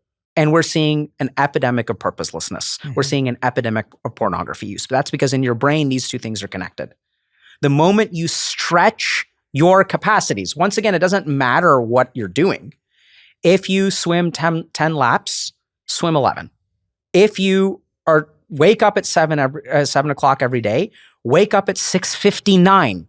This is the beautiful thing. The content of what you do is completely irrelevant. Not completely irrelevant. That's not wrong. That's wrong. But the key thing is that you stretch your capacities. I didn't think I was capable of this. You don't even have to succeed. You just have to stretch it. I didn't think I could do this. Turns out I was wrong. At least I tried. When you start thinking in this way, mm-hmm. right? When I ask someone, if I like a quick thought experiment, we're always afraid of giving it our all and failing. But when you give it your all, how do you usually feel? You can usually sleep at night, as long as some of the stuff like ego and stuff doesn't get in the way, right? At least I tried my best. That can give you a good sense. That's a hard lesson I learned in med school or in residency is like, what helps me sleep at night is not whether the patient lives or dies. Did I give it my all? Did I do everything within my power to try to help this person? Mm. And if I did, the rest is out of my hands. Yeah. Right? So you have to stretch your capacities. The third thing, and this is the hardest one, relatedness. So people have to be able to see you mm-hmm. and respond to the real you. It doesn't necessarily have to be positive. A certain amount of accepting that person is good. But other people has to be able to see who you are. And that's really hard because people don't have the attention for that. Everyone's on their cell phones. So I think if you cultivate these three things, your sense of purpose will increase in life. That's fresh. I like that. I like that you've used what you'd see as the difference between a purposeful person and someone who doesn't have purpose to find what paths to travel. Yeah. So I think the really confusing thing is when people think about purpose, like if I were to ask you, Jay, what is your purpose? Well, how would you answer that?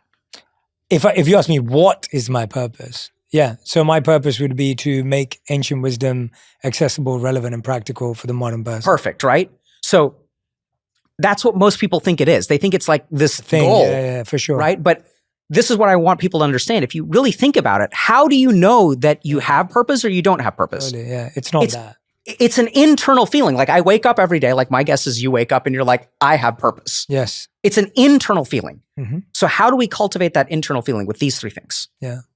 I love that. I think it's beautiful. I really, really like those 3 things. And they come closely to some of the things I've thought about before as well. I think there's a need, and your people get it because they're part of your community, but I think belonging is such a first step in purpose.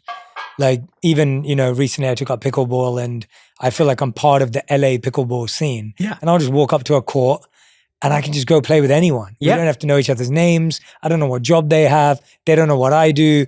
And you're playing pickleball together. And there's a sense of belonging, which makes me feel automatically linked to something bigger than me. Yep. So belonging isn't a sense of, I have friends. Belonging is, I feel connected to something that is beyond me and beyond this person. And I think that's such a part of purpose. The second one, which is aligns with what you're saying to me, is learning, but really it's what you're saying. It's that challenge to stretch my capability, to try something new every day. That idea of curiosity is so key to it, as well as a habit. The third, this one's really important for me. It's people who feel independently useful.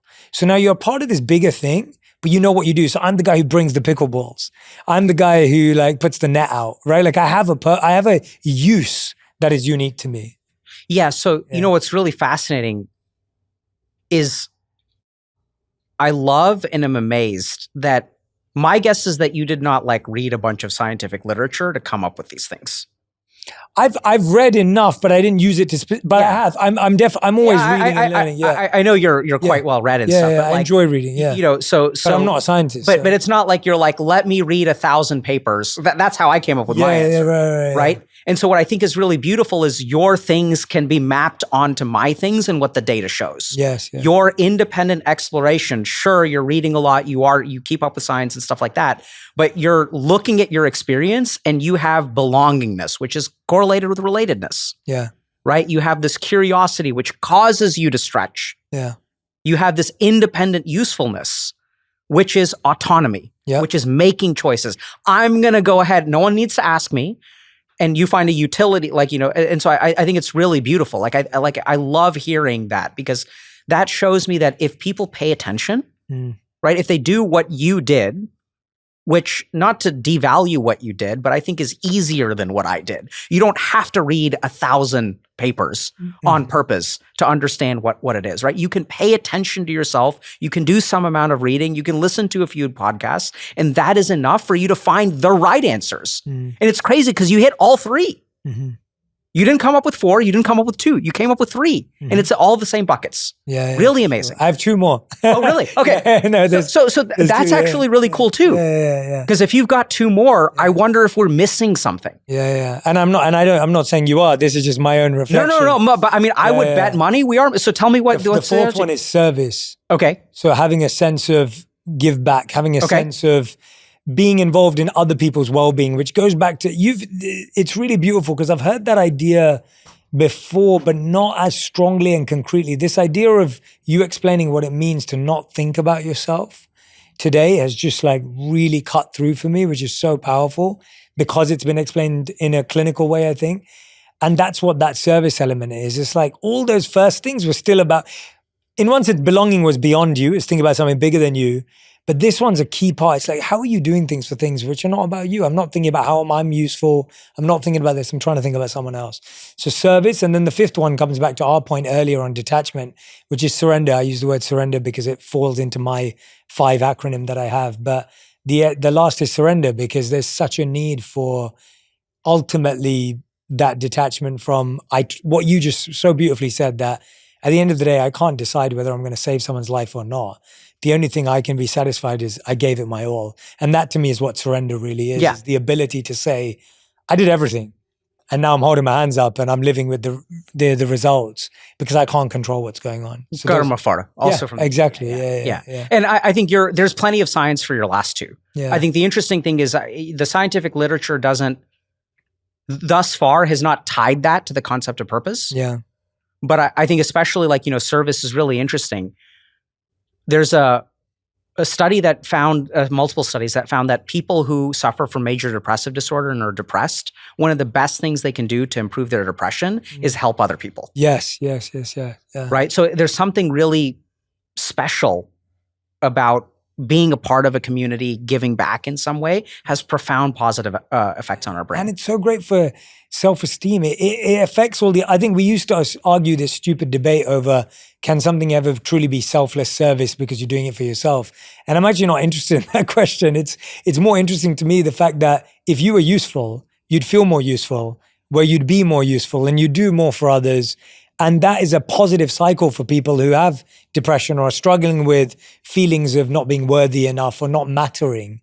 That idea, when you look at it through suicide, where it's like, I didn't matter anymore. I didn't feel like I was needed anymore. Like, Absolutely. you know, it's like you don't want people to go through those feelings and emotions. There's I love what you said, and let me know if we're like, No, I love it. Yeah. pickleball is going back and forth too much, but Yeah. I love this concept of service because I think many of the questions you asked me, I think this is the answer. So when you engage in service, that dissolves your ego. So if people are wondering, how can I stop caring about other people? Give yourself in service, right? Don't do what they want. That's not really service. Service is not giving someone what they want. It is doing what you feel like for the benefit of others. It comes from you. And you're saying like, this isn't for me. This is for other people. And if you kind of think about, how do I stop caring about what other people think? That is a selfish selflessness, right? I'm trying to make other people happy so that they'll leave me alone. They'll treat me with respect. They'll tell me I'm great. That's actually selfish. But service is giving without expectation. Yeah. Giving, and that's the whole point, right? And so I think service is a beautiful way to decrease the ahamkar because it's not about me anymore. And there's a really interesting neuroscience to this, which is literally when you are engaged in service, the minutes that your brain are not thinking about you increases. And for so much of our life, social media and all of this kind of stuff, we are constantly thinking about ourselves. Yeah. So literally to spend time to give your brain a break from thinking about you, worrying about you, just focusing on somebody else is profoundly helpful for your default mode network and your ego. Yeah. Dr. K, I could talk to you for hours. And I'm going to need to book you in again because this is so much fun and we didn't even there's so many things we could talk about. But we end every On Purpose interview with a final 5. These questions have to be answered in 1 word to 1 sentence maximum. Okay. So Dr. K, these are your final 5. Okay, let's do it. Question number 1 is, what is the best advice you've ever heard or received? Or given? Best advice I've ever heard or received or given. Can we go to the second one while I think about that? The second one's harder usually. What is the worst advice you ever heard, received, or given? The thing that is top of mind for me right now is be yourself. Yeah, I agree. It's fully bad advice. I'm so glad you said that because I was on tour earlier this year and I literally said that on stage. I was like, if anyone ever tells you to be yourself, it is the worst advice ever. That makes me happy. Question number 3. What's something that you used to believe to be true that you don't anymore? I'm great. It's a good answer. Yeah. That's a great answer. I'm really not. I can relate to. I'll put my hand up for that. That's a great answer. Question number 4. What's something that other people don't agree with you on, but you'd fight for till the end? I don't know that I would fight for this, but I think the biggest thing is like I think that this consciousness stuff is real. I think there's a whole dimension of like human existence that science cannot. I get one answer, one word, but but I think that there is a whole. I believe there is a layer of reality that can only be experienced subjectively. Great answer. 5th and final question. If you could create, we ask this to every guest who's ever been on the show. If you could create one law that everyone in the world had to follow, what would it be? I would never do that. I really wouldn't. I'll edit it for you. If you could create one habit that you wish everyone in the world would follow, what would it be? I understand you're trying to help me out here. But you're not going to answer. I am so averse to doing one thing for everyone. Interesting. Right? Like I just don't think don't believe in it. Yeah. Interesting. Very cool. I really think I've learned this the hard way. Yeah. The moment I assume that anyone who walks in my office is even a little bit overlapping with someone else is the moment that. It's a great answer. Yeah. I love that. Do you want to give the best advice again? Yeah. So best advice I would give is focus more on what is happening and less on what you're doing. Focus more on what is happening and less on what you're doing. Yeah. I like that. Observe, focus on the observation, focus on the experience. Yeah. So just to explain a little bit, right? So, I know we touched on it. So I think a lot of people don't realize what the consequences of their actions are. Mm-hmm. So just to give you a really simple example, we have a bunch of, kids that are on iPads right now. And so a lot of times what parents don't realize is like, when your kid throws a temper tantrum and you give them the iPad to calm them down, you're just training them to throw a temper tantrum. For kids that are slightly older, a lot of parents will be like, hey, come down for dinner, come down for dinner, come down for dinner. Kid doesn't show up for dinner. They're 15 minutes late. You go up there, you unplug the PlayStation, and you're like, no PlayStation for a month. So what you're actually training your child to do is ignore your words and until you unplug the PlayStation. Does that kind of make sense? Yeah. So like the first 6 times you say something, you're not reinforcing that at all. Right? So you're actually training them to ignore what you say, which is why you have to and then you have to take a drastic action to get them to listen. And parents feel insane because now I'm having to go up and yell at you all the time in order to get you to do anything. That's because when you speak gently, there is no consequence. Mm-hmm. So tie the consequence to the gentle, not the consequence to the yelling. Because if you tie the consequence to the yelling, you'll have to yell again. That's how the way they'll get trained. Mm. So pay attention to what is happening. Not what you're doing. That's a great explanation. I love that. The book is called How to Raise a Healthy Gamer, End Power Struggles, Break Bad Screen Habits, and Transform Your Relationship with Your Kids. Dr. K, subscribe on YouTube as well if you don't subscribe to Dr. K's channel already. Dr. K, you're going to have to come back and do a bunch more episodes because we didn't even talk about kids today. Yeah, we didn't talk about kids. And I still want to hear so much. I mean, it's amazing, your background with the Gita and stuff like that. So I'm super curious because you seem super grounded in that. And I haven't even read the whole thing. So I want to learn about that. More than happy to. Now we know each other. So we should connect offline as well. Absolutely, dude. Yeah, such a pleasure, man. You're amazing. If you love this episode, you'll love my interview with Dr. Gabor Mate on understanding your trauma and how to heal emotional wounds to start moving on from the past. Everything in nature grows only where it's vulnerable. So a tree doesn't grow where it's hard and thick, does it? It grows where it's soft and green and vulnerable.